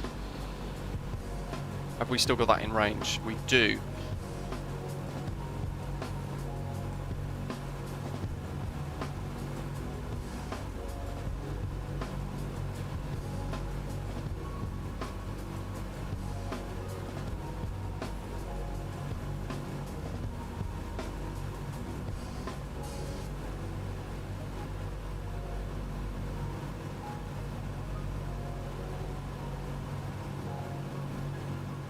Zero 1 0 it's got to be. The roundabout. The roundabout there is going to be where our track line is, and that'll be an outbound from that VOR. Effie's been at first class drinks trolley. He has, hasn't he? He's been having all the posh stuff. Trying to give me a coronary, that's what he's doing.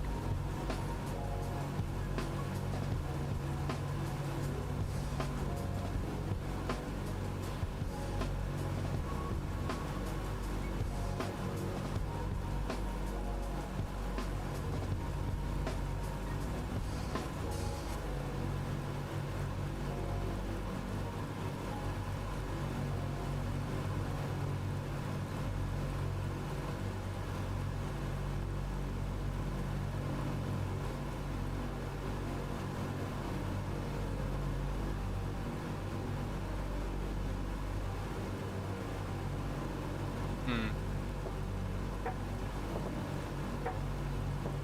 329 is what I want for NA, just as a bit of bit of assistance as we're flying the next leg. We'll be a bit too far for that to track at the moment. Swim climb, no worries at all. Thanks for joining us. Hope you've had a bit of fun. In fact, 385 might help us. I think we've got a slight track. Swim and climb, thanks for the stream, love your channel, look forward to the Pocket 28, BA 146 and 737 by PMDG for MSFS. Yeah, it's going to be good, isn't it? Very exciting, looking forward to that. I reckon we turn altitude off and we just begin a bit of a climb. Very tiny climb, been on the Vermouth. I hope it's good Vermouth. There we go, look.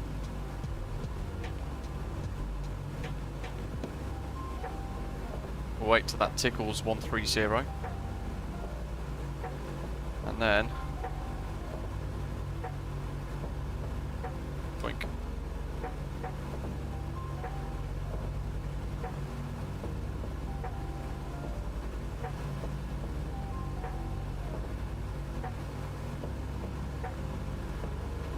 I mean, if it was going to go any further, I was going to open this window and do a Trevor Phillips or whatever it is. Who's that there? It's somebody flying the SimBrief, I think. That is going to be Osprey Hotel Lima 6. That call sign is giving me triggers.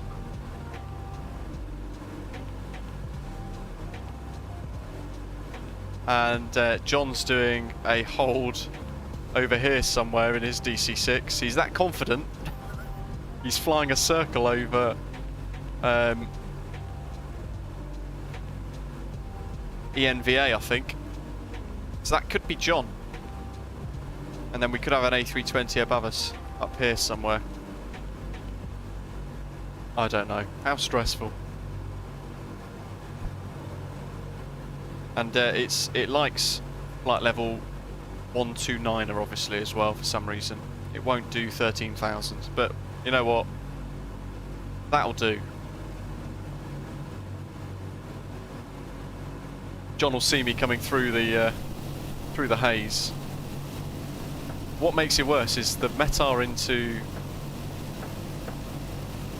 Bodo earlier on had really low visibility in snow, so I mean, we could barely get this thing in a cruise, let alone fly an ILS approach. Oh man, what have we done today? Bitten off way too much. More than we can chew, as the saying goes. But hey, the livery looks good. We've still not scratched the paint.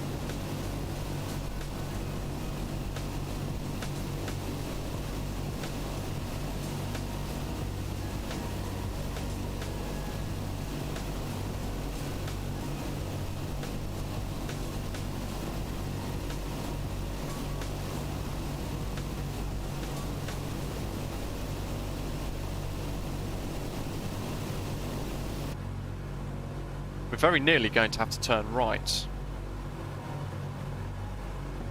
Look at that. It's a shame we don't have any wing views set up for today. That has to be John, just doing circles.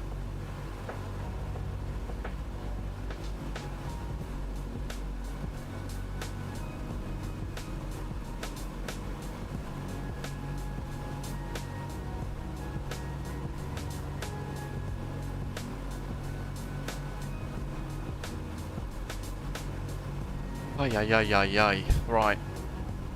I could probably do with some red lights, which is that one.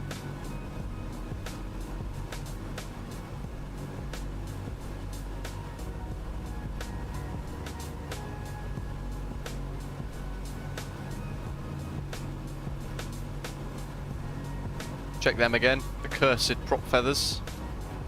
So at some point during the climb out, the props have feathered themselves.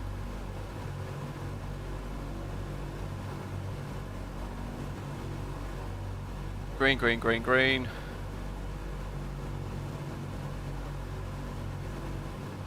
Probably carb air could come up a bit more.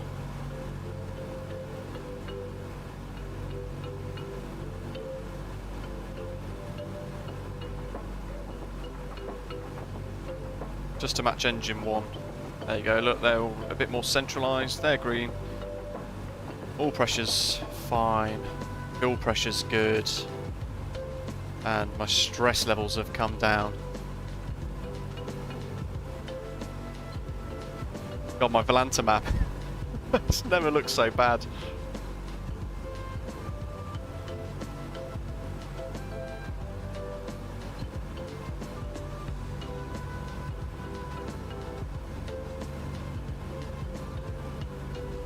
Okay, that's got to be John in front.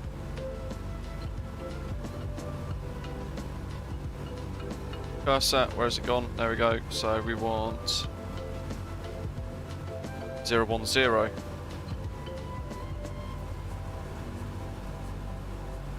George, hello to you, welcome. We've had some good fun today, it has to be said. Will it track the new one? Looks like it is.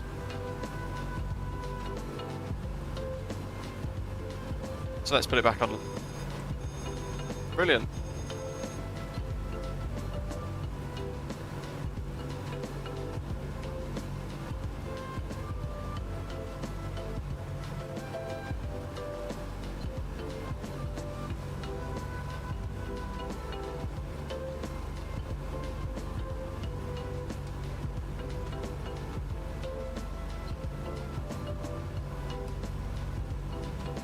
Oh, God. No, it doesn't like the localizer. That's ruining it big time for us. So, we've got out... Oh, good grief, altitude control. Get off.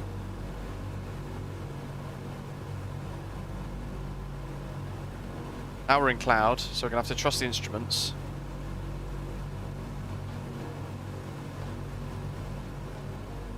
Chris, I think I would have just given up on VATSIM if that was the case.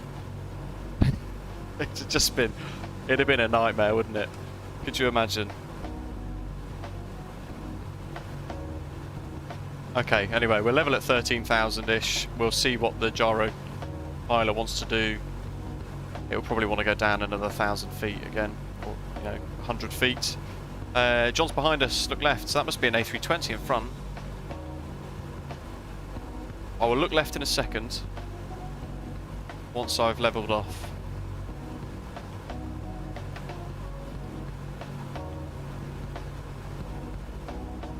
Oh, so for the gyro we've got to hit that button. Oh, okay, there we go. Yet again, pilot error.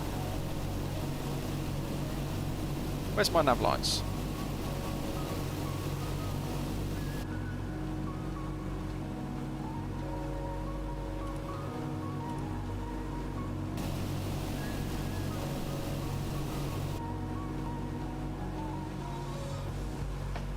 Oh.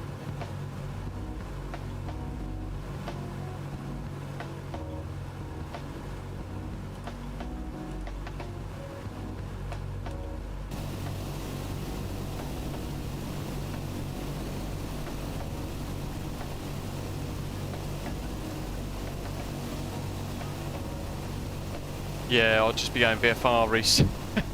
Oh, there's John. Look at that. Oh, no, that's awesome.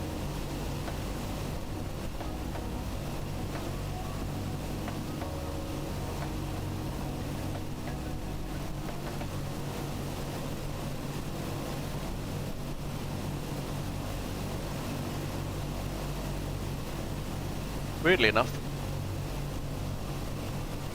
don't have any lights. Oh, what's it doing?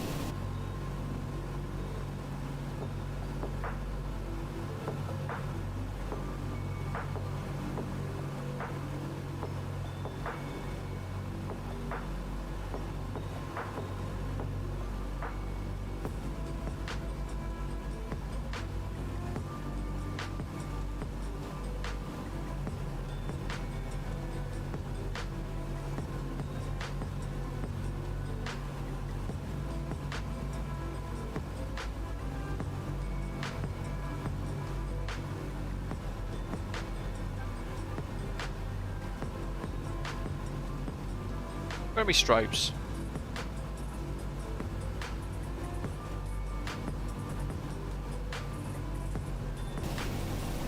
Okay, I pressed L. Oh, what the? Reese, nail on the head. Bug since Sim Update 5. I'd like to have thought they'd have fixed that by now. Now we've got nav lights, and now my photographs look a bit better. I thought it was odd, but even the beacon wasn't working for me.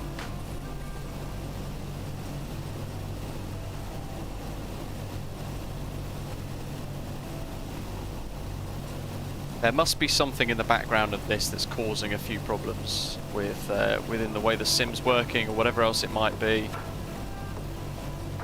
Because we've had some bizarre issues today. Some of them caused by me, some of them I'm sure weren't.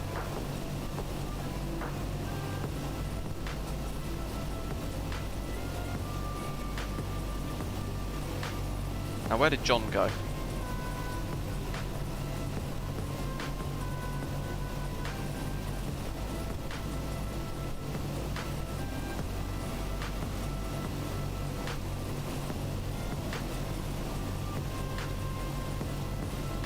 He was here somewhere.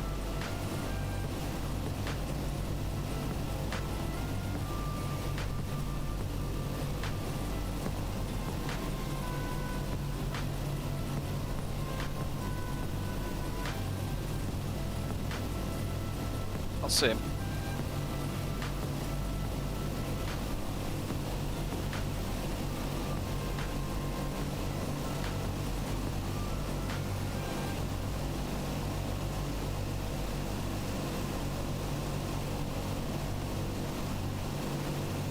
Reese hoping that PMDG comes out with a DC3 eventually. That would be quite cool. It'd be one heck of a handful again though, as we found out today. This is a bit of a big one to manage. It does look fantastic. It's great fun to fly as well, to be fair. I mean, look at all the problems we've had today. Troubleshooting and everything makes it really immersive. He's behind us somewhere. Maybe he's on a slightly different track. We'll do a 360 around the aircraft. I feel like now we can actually enjoy it a little bit as well. Is our nose down?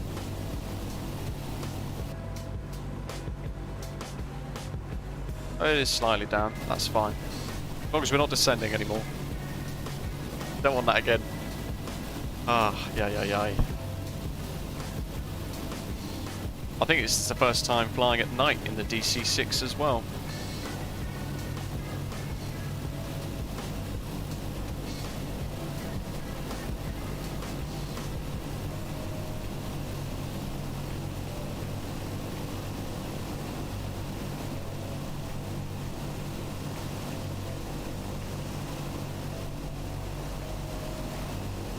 I mean, John's behind somewhere. We have lost sight of him though. When it clears up, we might get him through the cloud. In fairness.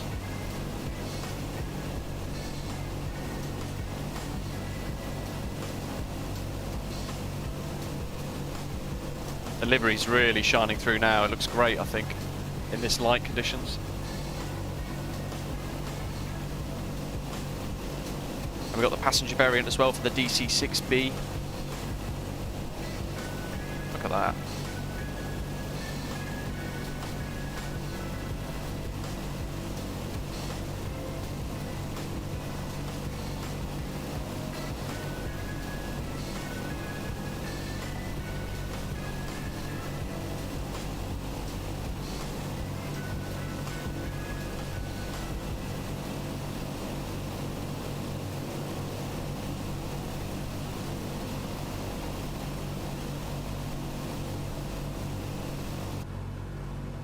Let's do a little sit rep of everything. Captain's map light, could probably turn that off a bit actually, but I feel like we've got some other lights protruding out somewhere.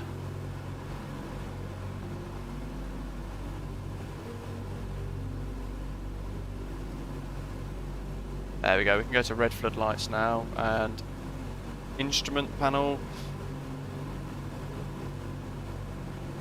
We can turn that off, so that's all red. Look at that, now we're flying at 9.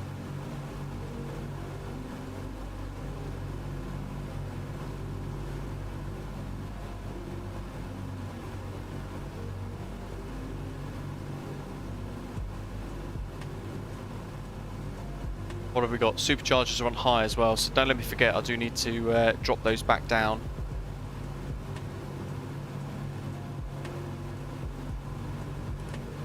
Let's try steady, see what happens there. Weirdly enough, I don't think we've got strobes. The wing illumination lights work, there they are.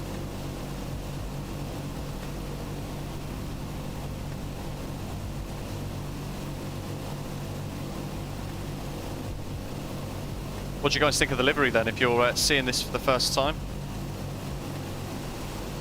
Are you liking it?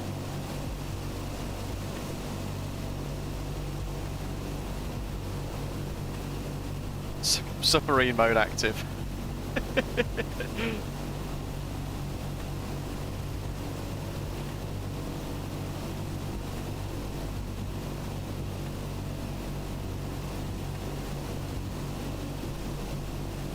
I do think this is a remarkably cool aircraft in Microsoft Flight Simulator, it has to be said. It's remarkable to try and learn out how to fly it. It blows my mind how people actually fly these things in real life as well. You know, you've got to have 3, 4, 5 people helping you. I mean, there's literally one guy who does the throttles, so we've got to do it all in the sim ourselves. John, have you pressed L? Where's my air pressure as well? Free air, minus 25, I'm going to call that. So let's just make sure this is on. We'll put it on that one now. Chris, great to hear you loving the livery. If you guys have got the DC6, by the way, and you do want the livery, just go to britishafgeek.com/liveries. I'll put the link in the description. It's part of our new website, which I hope you guys are all loving. And you can download it for free and enjoy it as well. There we are. Along with all the other liveries, we've got the Twin Otter livery we're going to be unveiling tomorrow.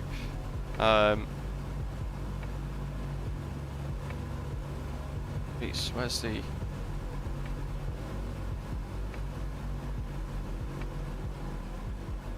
map lights, instrument lights are looking good. It's just, it favours flight level 129 obviously. But we'll take it.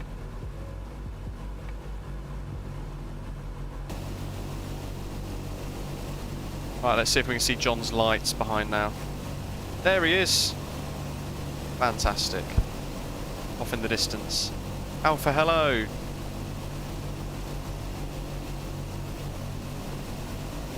Ever so slightly too far for us to be able to actually see him.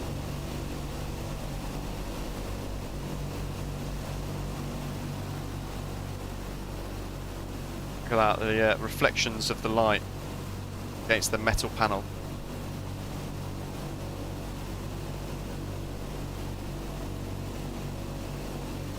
There's a very stressed captain. Really hating life at the moment. Wishes he didn't come to work today. You guys are probably thinking, how can one guy be so remarkably useless at flying the DC-6? Turns out it's very easy. If your props get automatically feathered without you realising.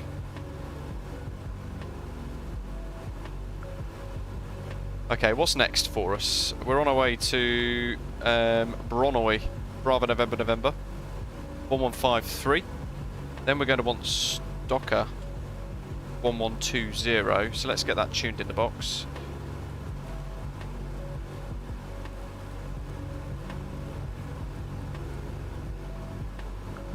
We could probably put a little bit of white lighting on as well, just to wash out some of the red.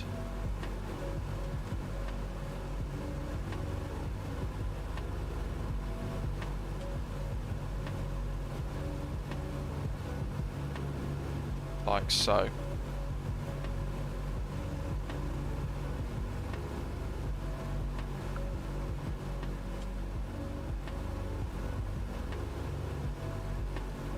I feel like we're going to have to do the return journey at some point, just to try and not cock up the same way we did on departure.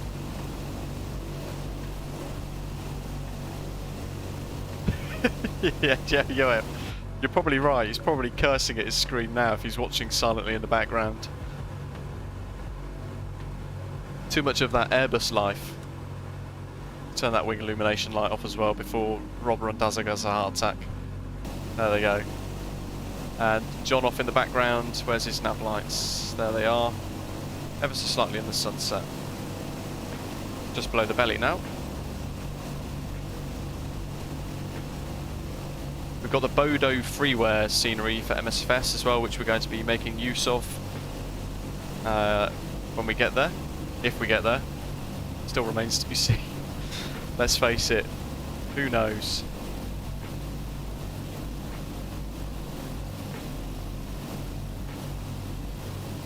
The main thing is, we problem solved.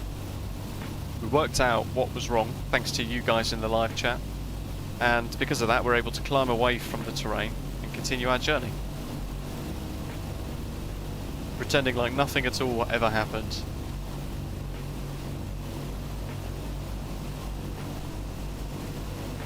Reese, mostly flying the A32NX lately. Switched back into the CRJ for a flight or two and had a bit of a rude awakening. Yeah, that's a bit of a, could be a bit of a shock, can't it, that? It's certainly a lot more hands-on. What do you reckon, folks? I think we're going to have to do an ILS approach into Bodo. What do you think? What's the METAR currently? ENBD? No. ENBO. Winds are 100 at 14 knots. Oh, all the 9s now with vicinity showers. Scattered cloud 900 feet. Scattered at 1,400. Temperature 0 degrees. Dew point -0 as well. So we could get some freezing fog, that sort of thing. Fog haze. QNH 904 hectopascals.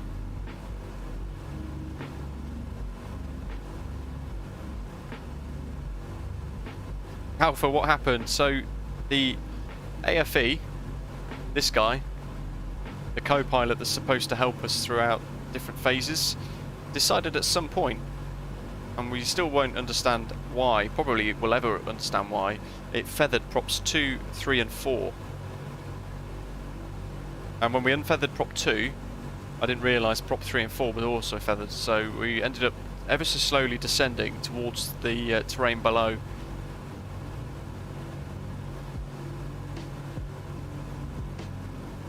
And we had no idea the props had been feathered.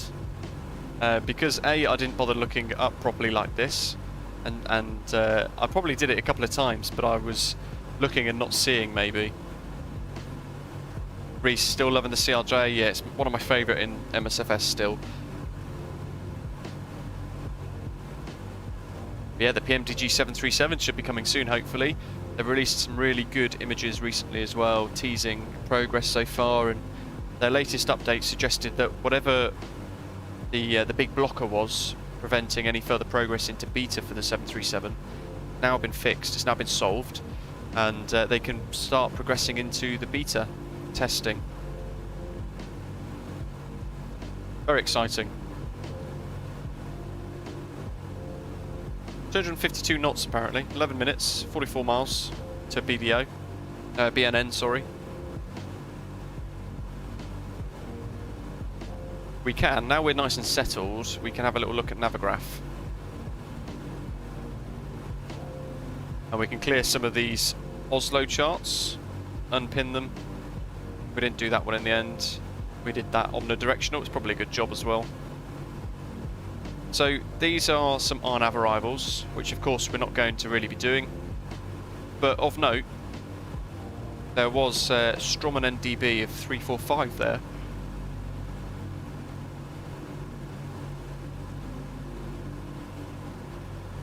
Which could be quite helpful. 345, there's the Strommen NDB there. So it doesn't really help us actually. We want to be coming in across the fjords here.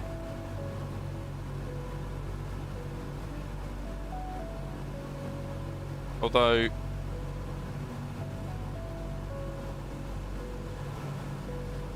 military training area.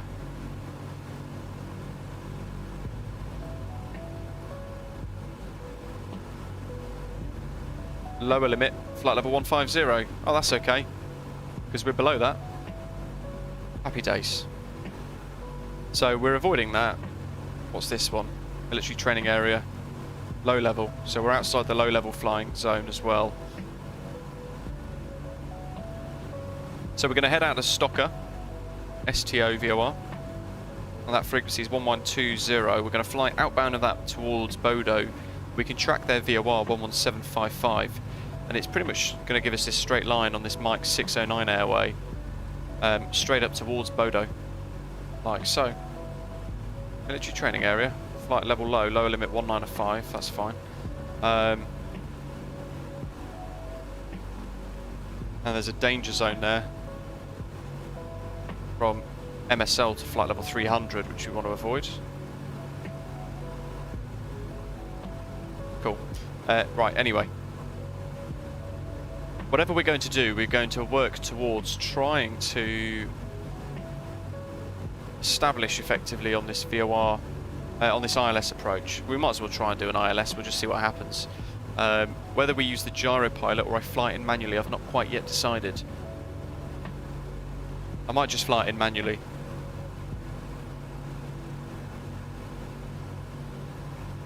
We're going to be coming in from up here somewhere, and we can see we've got a DME, a 10 DME range ring there. We've got a 15 mile DME range ring, and then a 20 right on the edge of this chart. So we know that roughly around 10 DME, we are going to want to be at 2,000 feet for this ILS approach to meet the glide slope. And we've got the frequency of 110.3 that will need to go into the nav1 as well, 1103. VO, and it's a course of 072 degrees, which we need to tune onto the OBS knob as well.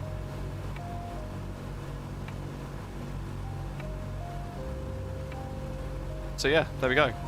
I mean, we could look at missed approach, climb straight ahead when passing 400 foot, turn right, max 160 and all that sort of stuff as well. Next spec vectoring, but I think being in the DC6, I'm just going to see what I can do. Minimums there as well. We're a category B aircraft, so we'll call it 300 feet. We might as well.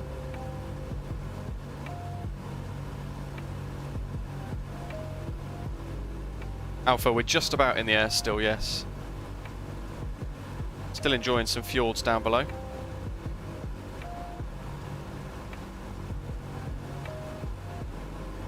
The runway length at Bodo is 2,794 metres. We might use 3/4 of that with some gentle braking to come off at Echo, but there's every chance we can get off at Bravo, Charlie or Delta, which is smack bang in the middle of the runway. I do remember that you kind of just have to let the aeroplane land itself, I think, from memory. Similar to Takeoff, actually. You kind of let the aeroplane lift itself off the runway and fly itself away from it, climb away from it. Here we go for some nighttime ops.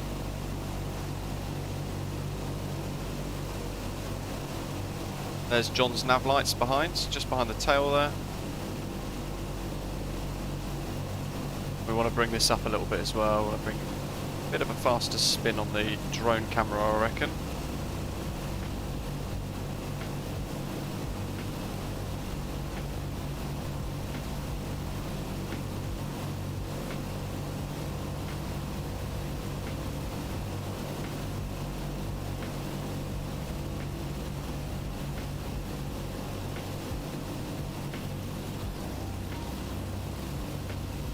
God, it's getting really dark now.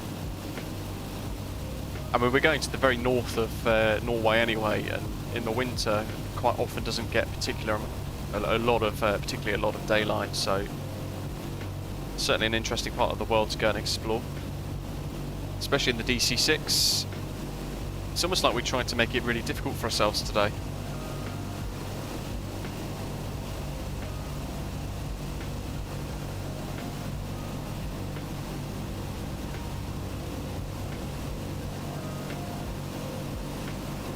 There's the towns below. Tiny little towns, villages, some roads.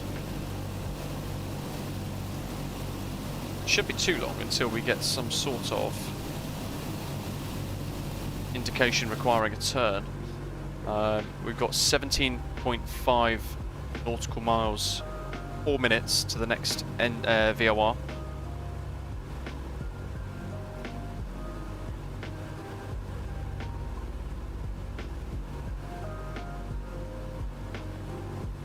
Hopefully we can get a few of you guys joining us tomorrow. We're going to be flying the Caribbean in the Aerosoft Twin Otter. It's just been updated with a couple of bug fixes and patches and things post-release, which hopefully a lot of people are enjoying. We're going to be departing from Anguilla with loads of freeware scenery before we head down. We're going to zigzag across the Caribbean effectively.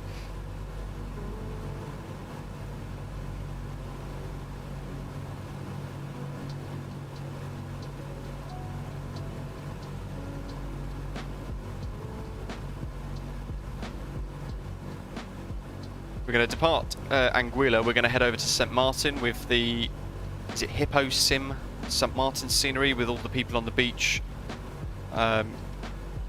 bringing that airport scenery to life. That's freeware as well. We're going to then continue on to St. Barths for that tricky landing, weather permitting, if it's coming in over the island. We've got that really steep final approach across that crest of the hill where the road is, infamous of course on YouTube, before we then head off to Sabah as well for a really difficult arrival.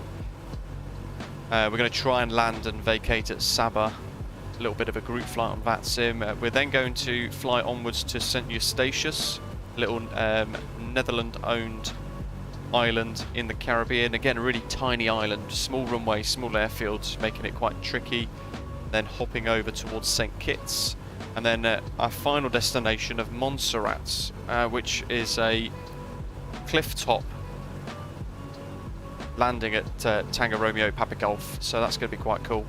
All the details are in our Discord server if you do want to join us, including a little nav map, route, and dot plan as well, if you guys want to load something in straight away into the Twin Otter and use the GPS.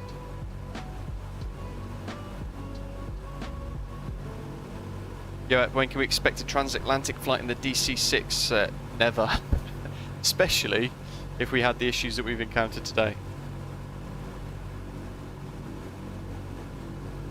The important thing is we got through it. We should probably look at the stress visualizer. Carb temperatures, moderate stress. Let's check those. Yeah, they're kind of a little low again. And the thing is, we're going further north, and all the time it's getting even colder.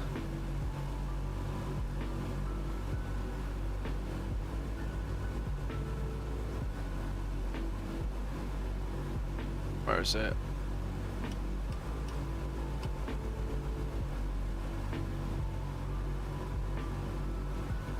The hell? How is the carb heat stress now? On red. Okay, so it's not that.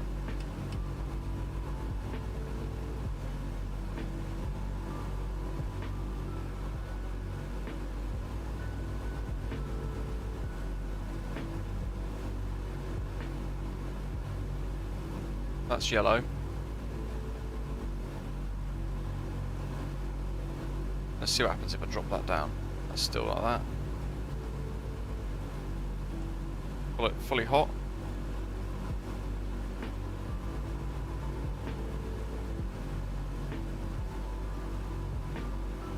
Now it's gone red. Oh, so just when you think you're starting to understand the aeroplane.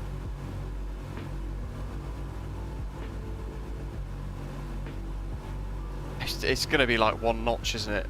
Tiny little notch somewhere.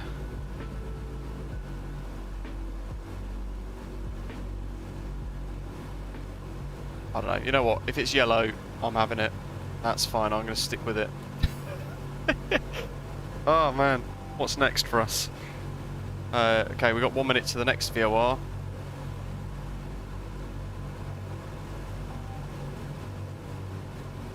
Let's tune the next one, see what happens. Round it goes. And we'll go straight to that one as well now. It's another straight line pretty much, and we can't see a chuffing thing anymore.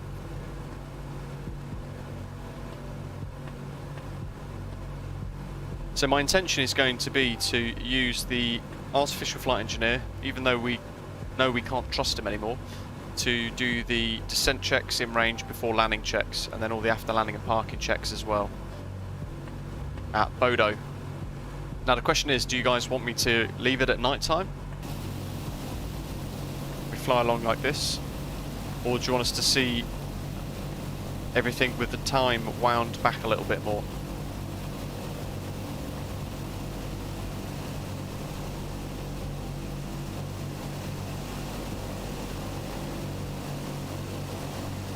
Oh, look at that. Very cool. I think that's the message. I'm going to show you guys Volanta as well while I remember, because it's probably one of the worst routes I've ever flown in my life. So there's our departure. Started off quite nice. Got to 1,700. Started to turn back towards our track. A little bit of a wiggle while we were trying to work out the gyro pilot.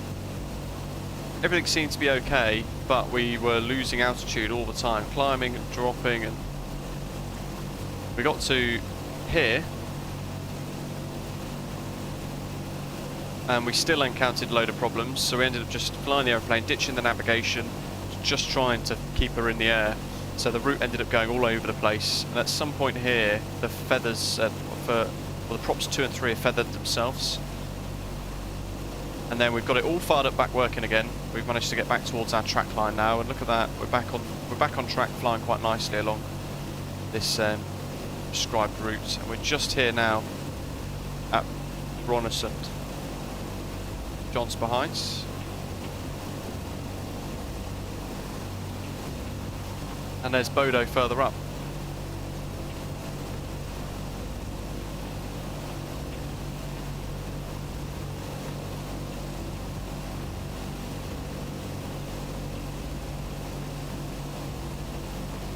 Pilot Fisk in Norway, hello to you, welcome. Shubham, we're still flying, yeah. We're just about... Basically we worked out, through the power of live chat, we worked out what was wrong. And it turns out that at some point the artificial flight engineer had feathered props 2, 3 and 4. And we identified prop 2 as feathered, but I didn't look for props 3 and 4 until you guys in the live chat were prompting it. So we unfeathered them all eventually and got everything working again. We just about managed to stay airborne with it all, so all good. Mr. Wu looking great, good stuff. Reese, I thought I took too many pics in Volanta. Got to with the DC6, it looks fantastic, doesn't it? BDO is next after Stocker, so we want 11755. 11755. And we're going to do another stress check. Everything else is green except for carb heat, which is in the moderate stress range.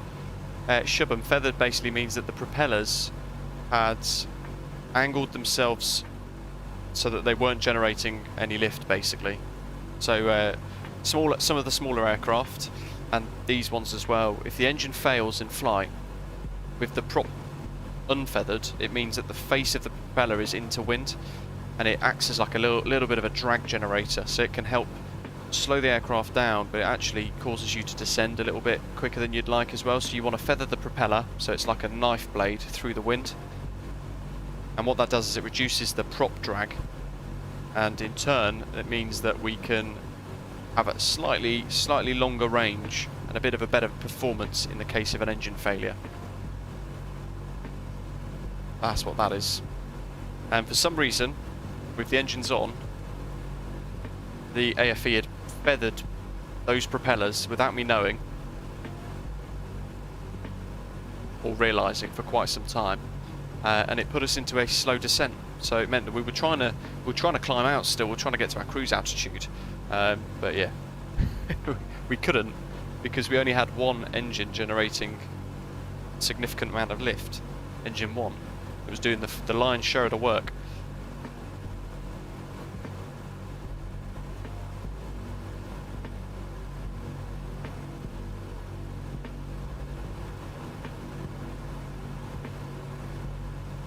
I mean, any more we'd have had to have squawked 7700, which I don't want to do on VATSIM.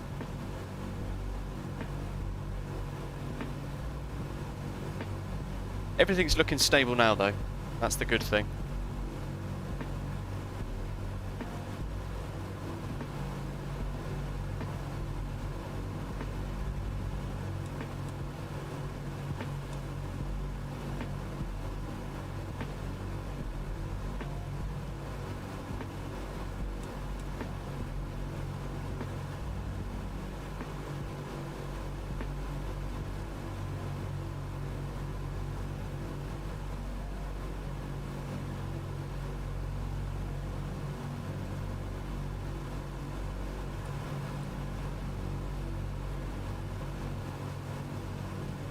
There we go, just had to wake the gyro pilot up a little bit there.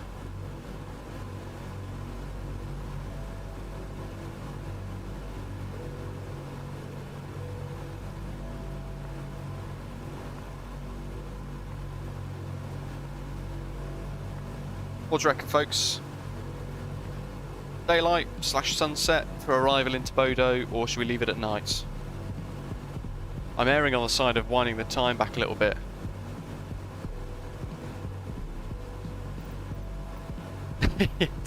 John, thanks.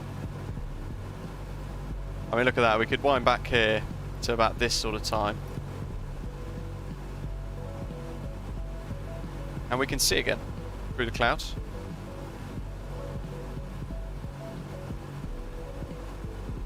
We might need to come back a bit more because the sun does set rather rapidly in this part of the world. What do you guys think? Then we can enjoy the Nordic scenery / lots of cloud.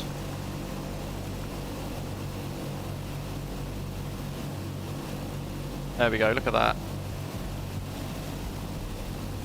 Daytime always looks better, doesn't it? Nick's loving a bit of daylight as well. We're in a remarkable part of the world, so we might as well, eh?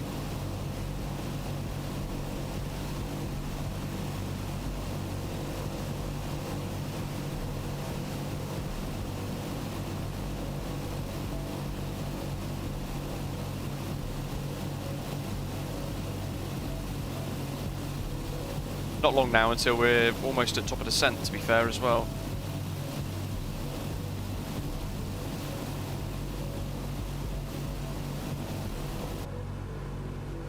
John's behind us somewhere still as well, which is always good. And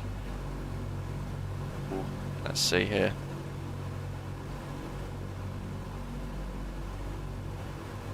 We need 11755 now. We've already passed the STO VOR. That's a really short one.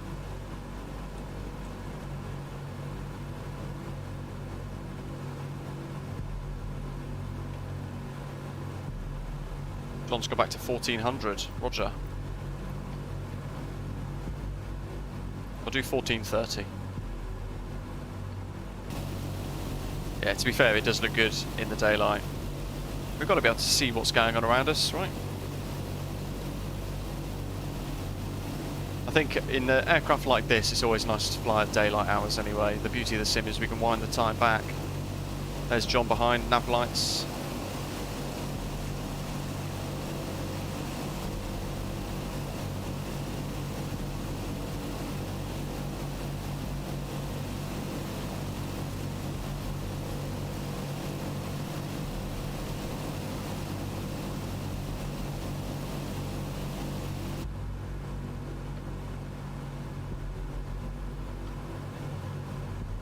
$80 miles now to Bodo.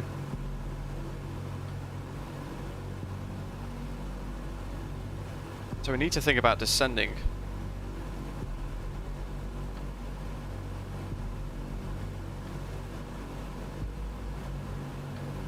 I'll probably start descent at about 50 miles to go, I think. And then have this slight glide descent going on.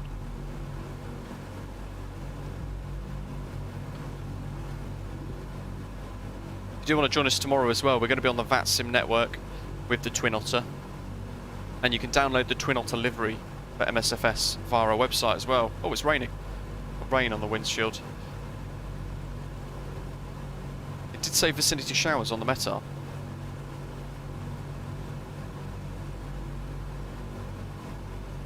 So now we want the ILS 1103.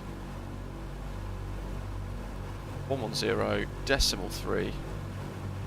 So we can get that in the box ready to go.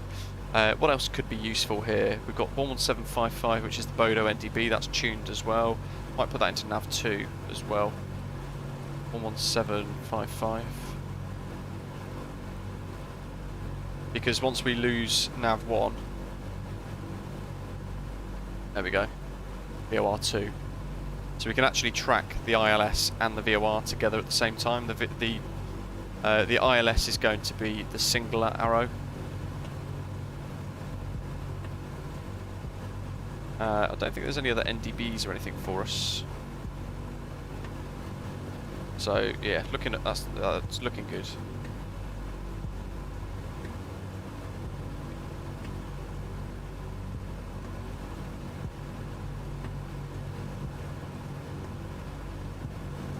$70 miles now.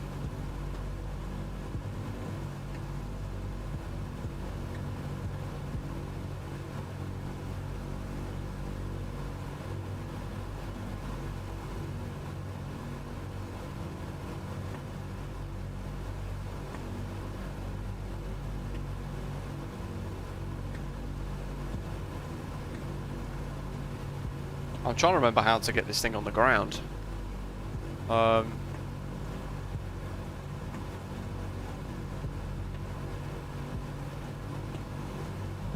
Yeah, can't remember. We'll work it out, I'm sure. ENBO. So the METAR, winds are 100 at 14 knots, all the 9s with vicinity showers. Scattered clouds now slightly higher than the previous METAR, so 1000. And also scattered cloud at 4,000 feet. Temperature is 0 degrees, and the dew point now -1 degrees, with a QNH of 993. So ever so slight change on the METAR. I think 13,000. I think we can maybe start thinking about descent around about now, I think. Dwell, hello, welcome.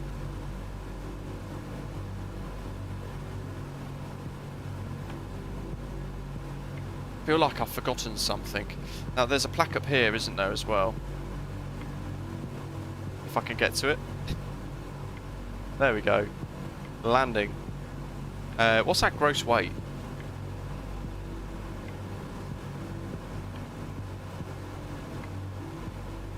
Brilliant. Can't see. Let's have a look. Gross weight of 60, we'll call it 60,000 pounds. So then up here,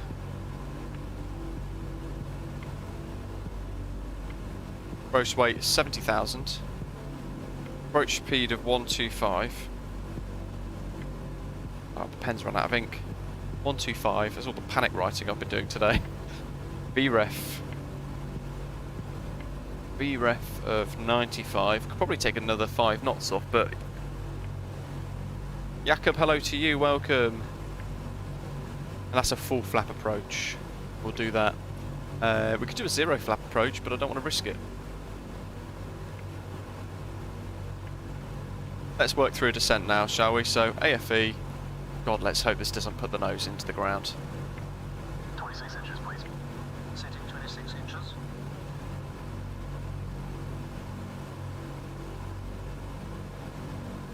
We've got 59 miles to go. 26 inches set. Descent checklist, please. Altimeters and flight instruments cross-checked. Seatbelt signs on. On. Engine blower is low.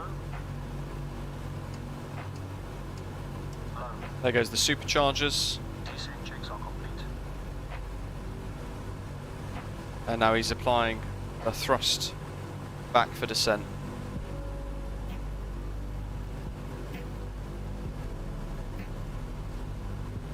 MEP's come down. And we're just going to go for this ever so slight descent, I think. A couple of 100 foot per minute. I don't want any more than that. Conscious of the speed, I don't want that to drop off too quickly either. Jakob, are you forced to choose airports with classic radio navigation approaches, etc. while flying the DC-6? So, it depends what you want to get out of your own flight, I guess. You can do just VFR and just fly it about and enjoy it, or you can fly VOR to VOR, VOR to NDB style routes that we're doing today, where we're tracking VORs all along the way. But it's got the capability of flying a VOR approach, and also, oh, good grief, it's the AFE. David, legendary. So all I've done is use the AFE, and it is trying to kill me. Props are unfeathered now. Yeah, you can fly ILS approaches in it as well, but it's a sort of a typically more old school ILS. So we're going to be tracking the glide slope and everything on here, on this OBS instead.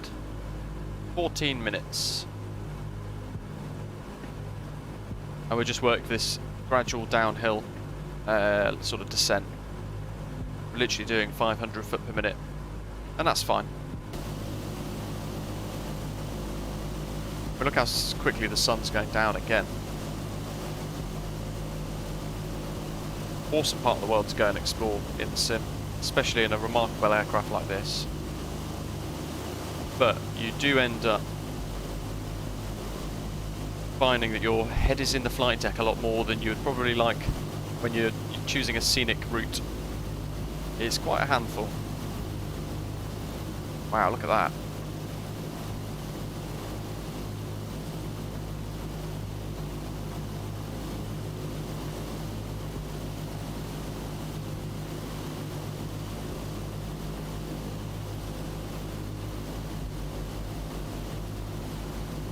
Paul D, hello to you.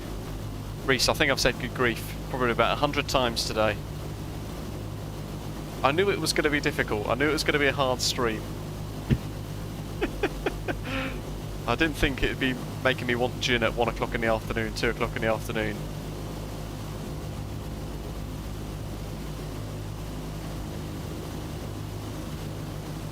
Anyway, we're almost at Bodo.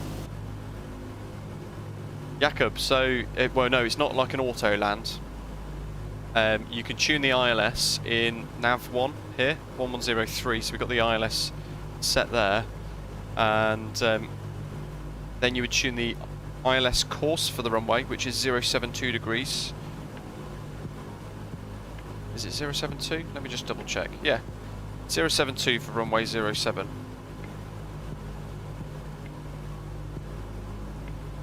Albert Place, hello. And then you're going to basically line up the ILS. So you'll see me do it manually in a minute when we get a little closer. So we're going to vector out slightly towards the coastline a bit more. Reese, it's weird because I rely on the AFE to really help me get through a lot of the different functions with this aircraft.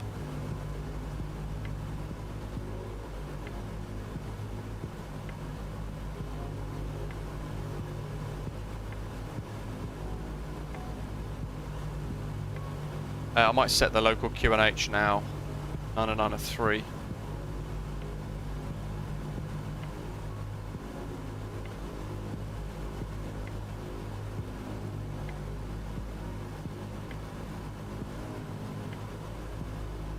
905. Let's see. 903 is about there. Let's check the props. Okay, so it's definitely the AFE doing something bizarre. Bit of terrain ahead that we've got to get past as well.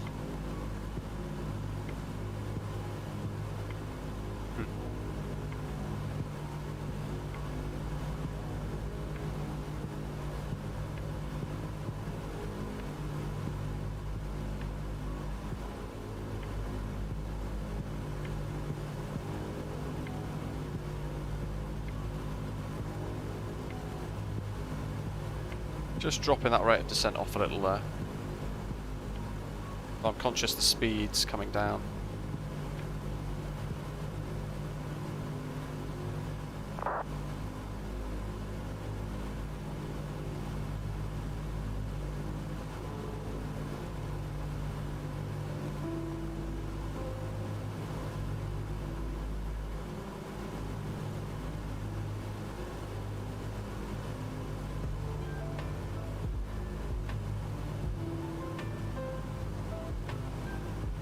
Squiggly, so many gauges and dials, there's no way I could fly this. Gambaldi, this is like watching the Wright brothers fly only 10 years later. Probably less, more stressful as well. The AFE is this guy, Artificial Flight Engineer. So he, throughout different stages of the flight, we can trigger different bits from him, and he basically then works through all the different settings, all the different clicks and dials and everything else too. So that's what that is, because there is a lot to manage. Technically, the aeroplane in real life is flown by 2 pilots, and then you've got a guy sat here managing all the throttles, and I think managing everything else as well. So pilots don't really touch the throttles or anything else. They just, the pilot flying, the captain will just fly the plane, from what I understand. But in this case, the AFE is trying to crash us, and I don't know why. Quick stress check. All green, except for oil pressure. And that might be because we've got the low BMEP. But that's fine.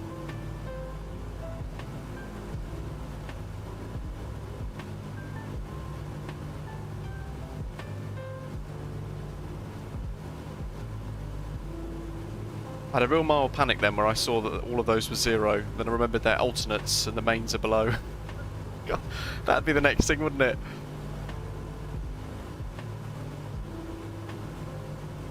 Right, how are we doing? Carb air. Good grief, that's cold.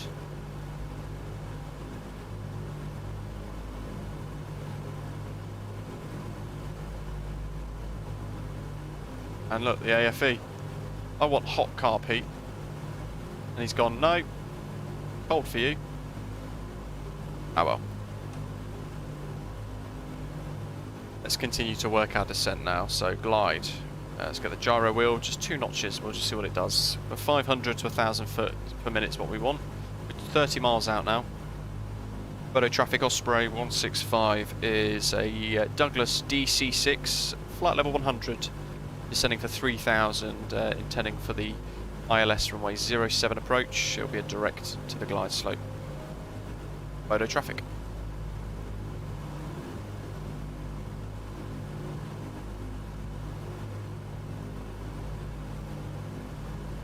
.4. Bodo traffic Osprey 27 Juliet Mike. Couple more clicks. Through 7,000 for 3,000. Would the captain have beagle goggles as well? Runway 07. Oh dear. Oh, now look at that. Awesome photogrammetry. And now we also want landing lights.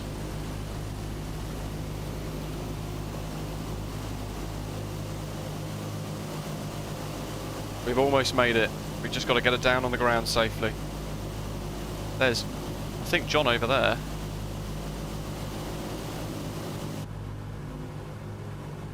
So we're going to go to heading mode.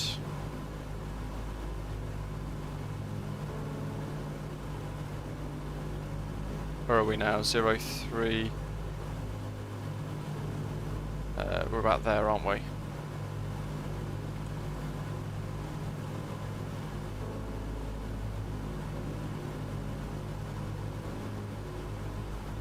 So we go we're on gyro pilot now. We'll go left.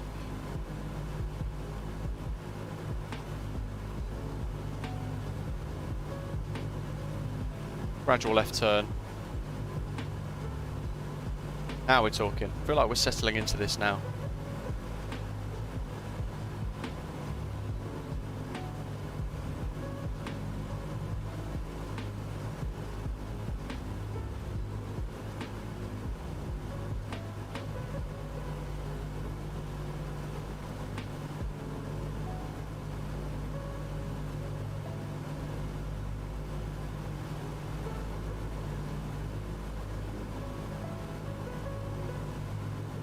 Level off.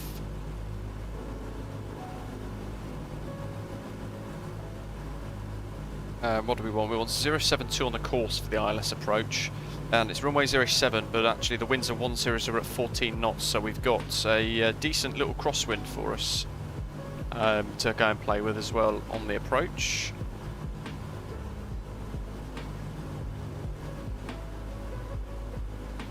$18 miles. So Bodo, or however it's pronounced, I'm certain I'm probably pronouncing it wrong, is probably underneath this little cumulus cloud actually. That's probably the last DC-6 that flew in actually, just exploding now. There's every chance. There's John below.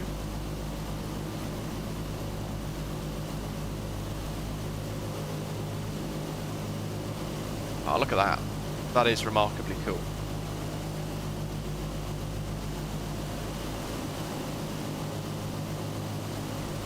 First time taking the new livery out for a spin as well.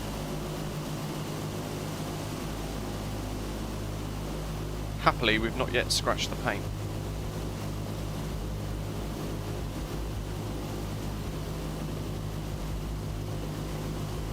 Oh, the emissives are so good. Out of curiosity, hello. Welcome.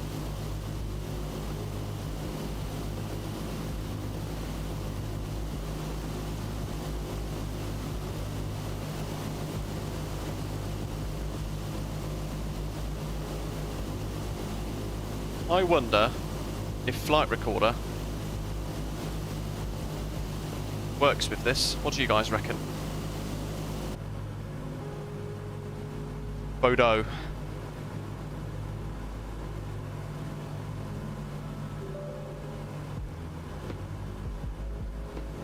Oh, I think we need to be a bit lower as well. So let's get down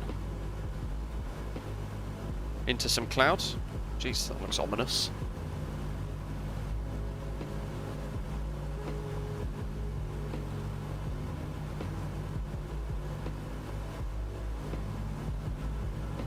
AFE.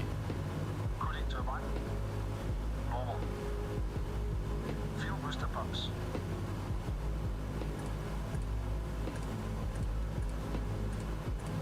On low. Reese, I have watched Ice Pilots, it's insane. Mains on, crossfeed off. Hydraulic bypass valve. Down. No smoking signs. Let's come out a little bit wider, I think. In-range checks complete. Now, throttle locks come up. But actually, I want that control back. Just bring the power back a little bit here.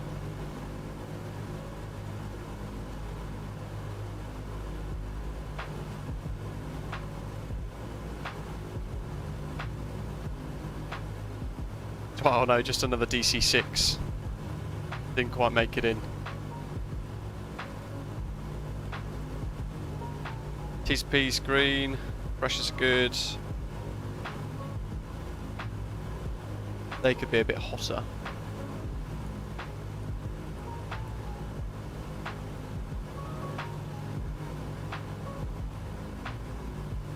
Okay, let's try now 1103. We want to set 072 in the OBS, which is about there, and that would suggest actually we're now on the glide slope. which is a bit interesting.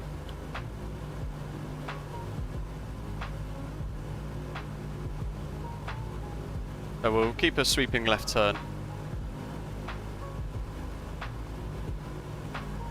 And we're just out over the water at the moment.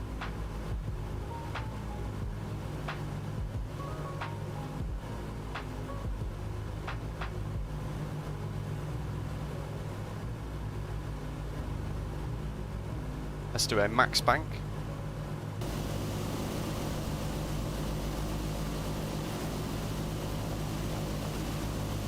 Oh, look at that. Don't know where John is. He's here somewhere. Of course we don't get TCAS in this either, so...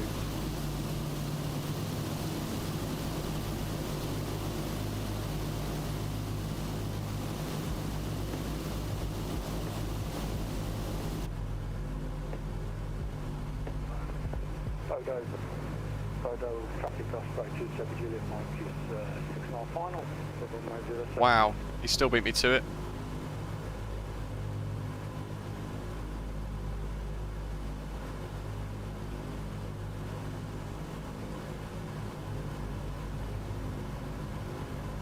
Simon, nice. Yeah. Oh, hello.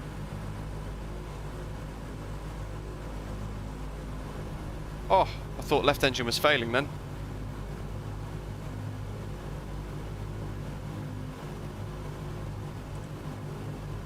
Okay, now we're tracking the localizer.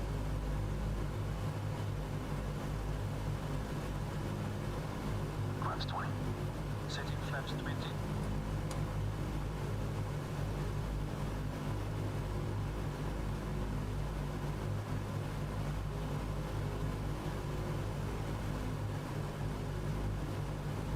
Thankfully no ATC at Bodo. There is no way we're making that.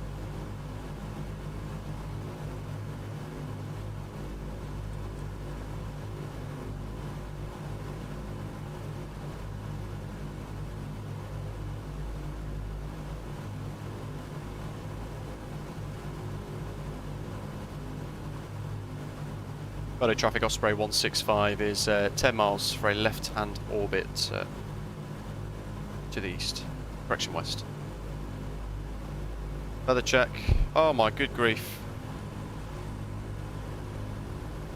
It's the AFE, isn't it? Every time I click it.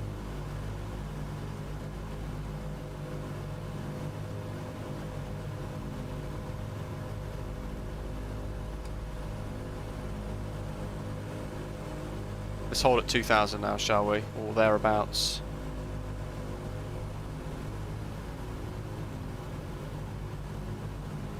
We want a full left bank all the way. Definitely not used to flying this. Flaps are down now anyway. It's a good job this is cargo. Oh man. How horrendous.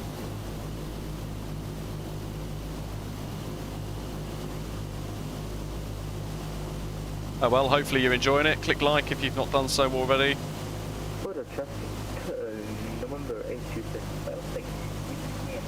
There's the airport.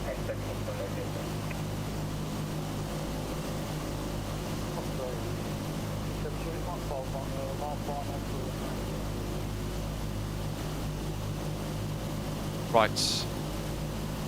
Flight recorder is now recording.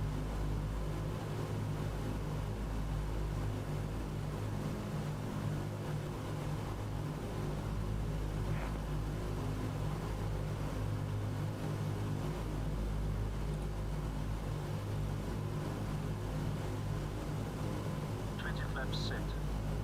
Mixtures rich, please. Water rich. It's back in. Mixtures And he's refeathered the props 1 and 2. down, please. Gear up and down. Bodo traffic Osprey 165 is established 10 miles to land runway 07 Bodo traffic. Bodo traffic Osprey 272 is Mike vacated. Bravo. Is down. God, I'm weirdly nervous for this.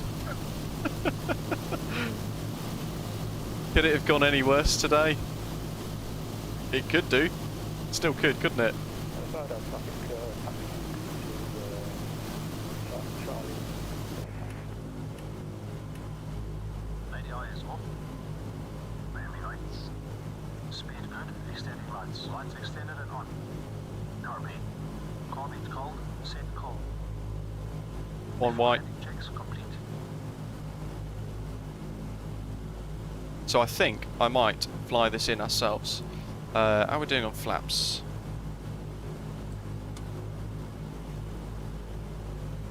We'll do another stage. Because we want to slow down with drag, I think I remember from before.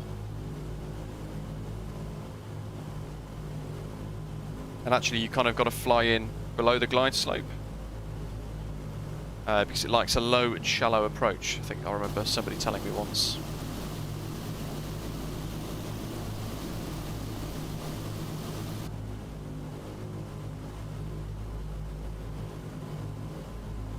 Okay, let's get rid of the gyro pilot.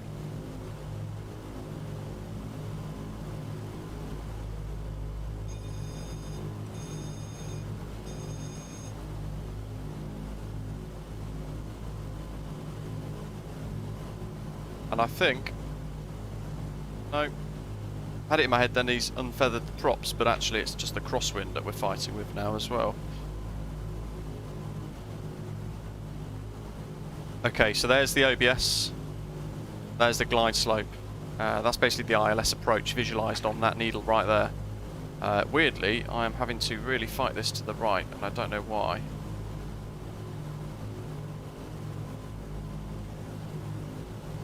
But anyway, we're on the way in.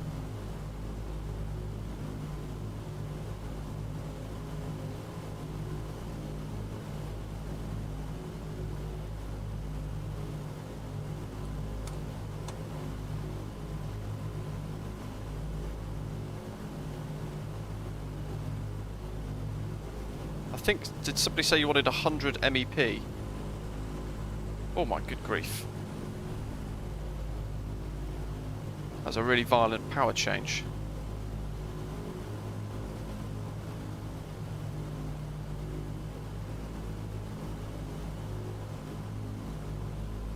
Alt 2. And I know you don't want to change the power too much, I remember that. God. I don't think Prop 4's feathered. They're all looking okay. We've got no red lights. Well, that's really distracting as well. That pillar being right in the way there. 2.5 miles now.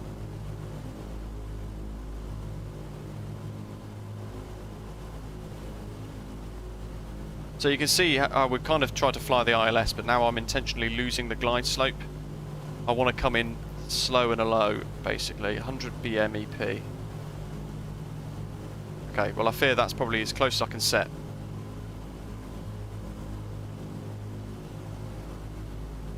Let's bring that rate of descent to about 500, but I'm not going to fiddle the power because I know that can cause engine stress.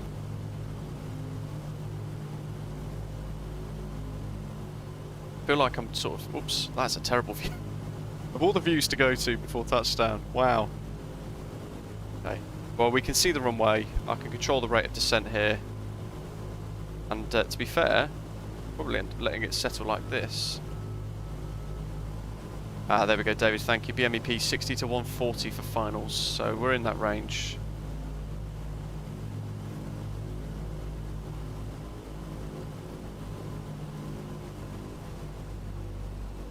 Jesus.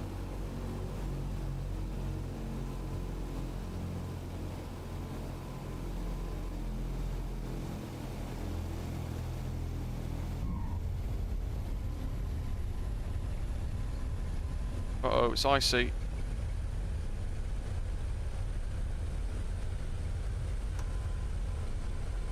And it's ever gradually becoming more and more out of control.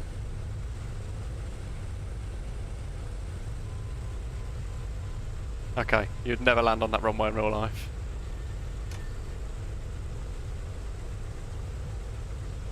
For a check in November 8 choosing hotel, 1 year for 907.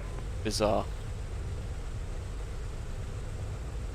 So it doesn't like icy or crosswind conditions either.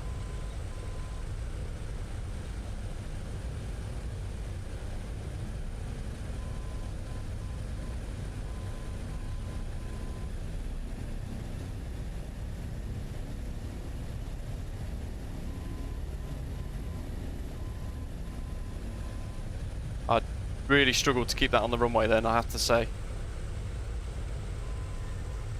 We made it, commentator. Oh, I think I needed skis. Bodo traffic, Osprey 165 is just going to skid off at Echo. And runway vacated, Bodo traffic. Jesus, that's it. Need for speed, Bodo drift.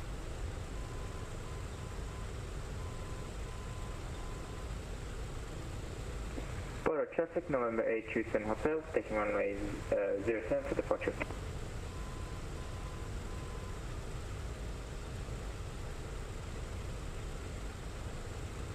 Anyway, we need the after landing checks, which are done by the guy that keeps trying to kill us. We'll give him another chance.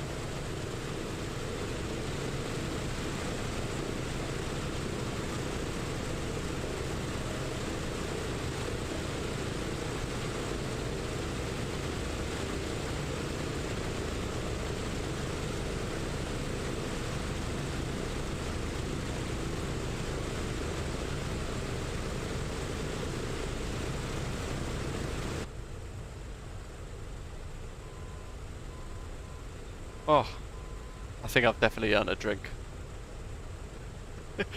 There's John, look, Mr. Confident.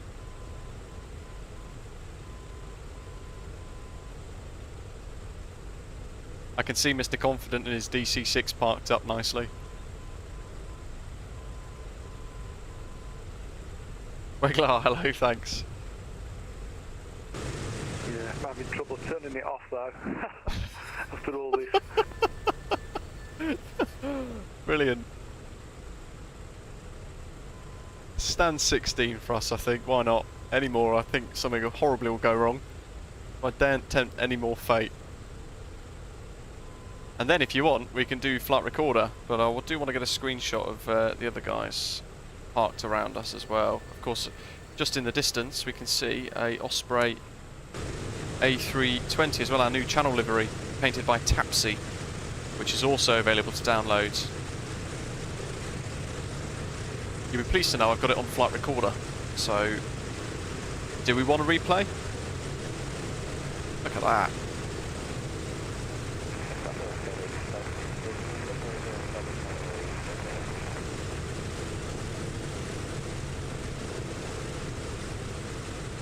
Os DC, got Delta Delta as well. There's John, look, with the engines switched off.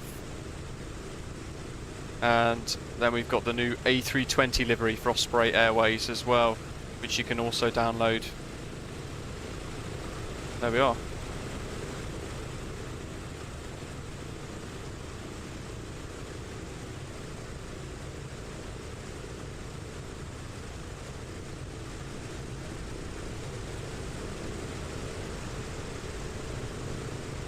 What do you reckon? Replay? You see how atrocious that landing was, commentator? Absolutely. Oh god, it was such a terrible touchdown, wasn't it? There's the DCA passenger variant that we painted. Osprey Airways retro scheme. And of course our cargo version here.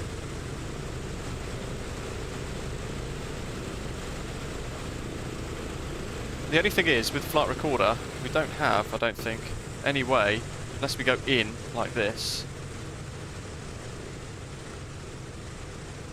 I don't think we have any way to actually get like a window view at the moment. Let's see what that happens. Let's just hit replay.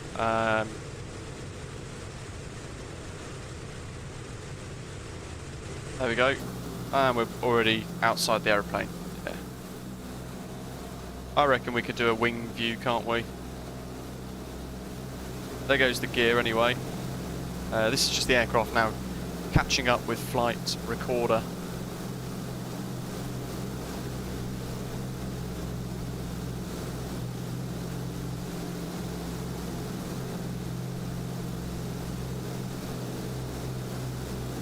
Need to see the handbrake turn. That's when I turned the gyro pilot off, because it was trying to maintain the glide slope. But actually I wanted to be below it. So the red and white, that actually mirrors the position of the camera on the Pappies. One of the weird little tweaks of Microsoft Flight Simulator. So you'll see it go 3 red shortly. Wonderful part of Norway to fly around though. This is going to be a horrendous landing. You can see the crosswind actually now in effect. So there's the heading, the nose pointing off this direction. So perhaps it just doesn't like crosswinds too much.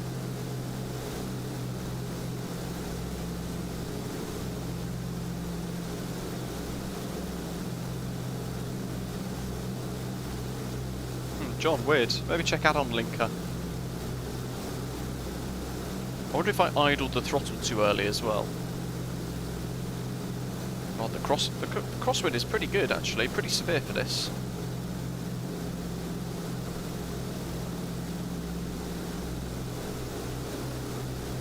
You know what I forgot as well? Valanta. You guys want to see the touchdown rating. But there's going to be a double touchdown now because I've not ended the flight on Valanta.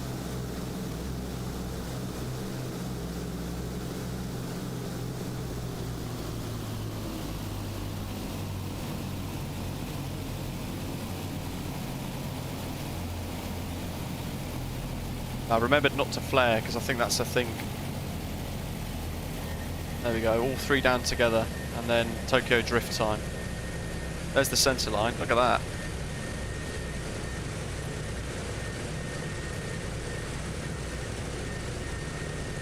Jesus, we did actually leave the runway. Perfect FedEx, heavy landing runway 07. Oh jeez. Better get off the runway real quick. There we go. We can watch the FedEx land. He's landing on 07. Oh my god, yeah. There we go. I think it's safe to say it's probably one of the worst landings I've done in a very long time. DC6 GTR. You know, I've not flown this for a little while. There's been many, many errors throughout today, hasn't there? Good grief. Remind me to set wind calm next time. It's either the crosswind mixed with icing or just the crosswind. I'm not sure which. This guy's going to mug me off with a really smooth touchdown now, you watch.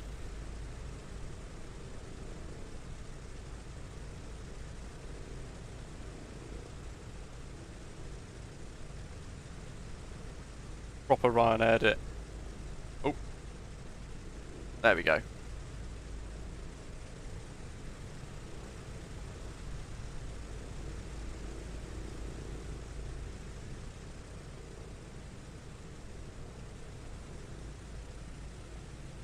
No sounds with that AIG model. 777 freighter. Got some strobes though, so that's nice.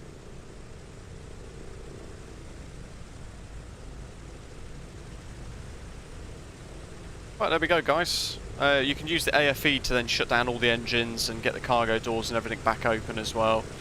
But it's been calamitous enough tonight, I'm sure you probably agree. Let's have a little look. Parking. So it literally will go through the checks for us, and we're outside the flight deck so we won't hear any others. But what it will do is begin to shut down the engines for us.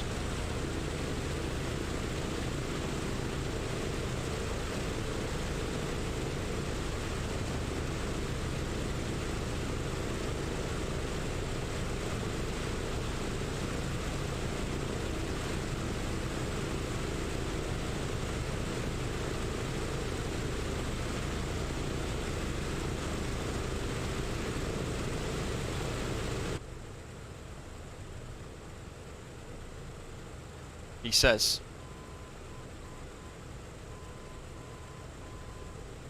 Whenever he's ready.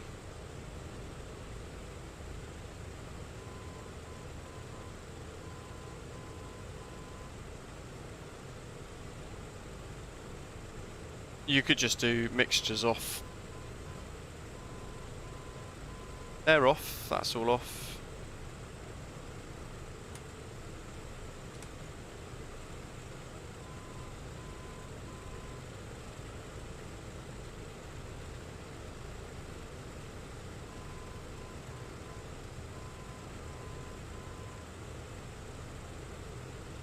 Ground power.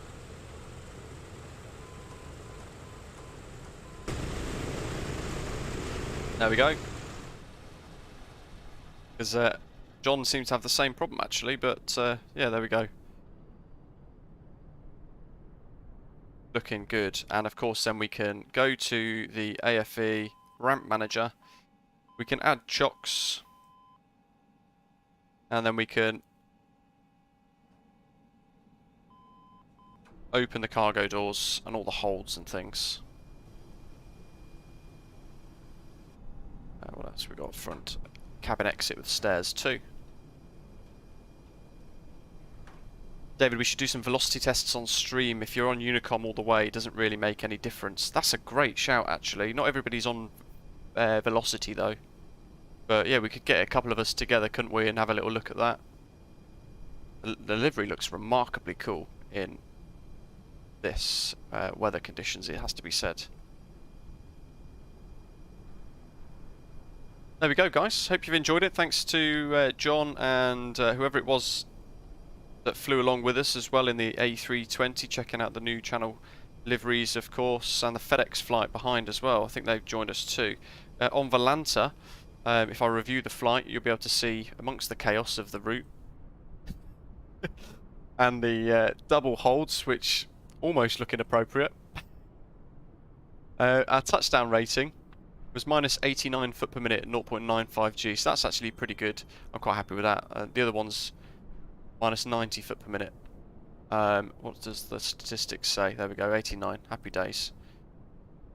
And then, of course, we've vacated there as well and got off the runway. So I hope you've enjoyed the stream, and thank you very much for watching. It's been a bit of a mad one actually. It's been quite fun. So thank you very much for watching. Be sure to hit like before you head off today as well, and join us tomorrow for some Twin Otter hops around the stunning Caribbean in Microsoft Flight Simulator with the newly updated Aerosoft Twin Otter for Microsoft Flight Simulator as well. Checking out all the updates to the latest package that was released just a few days ago. Enjoy the rest of the night, and I'll see you all tomorrow. Thank you and take care.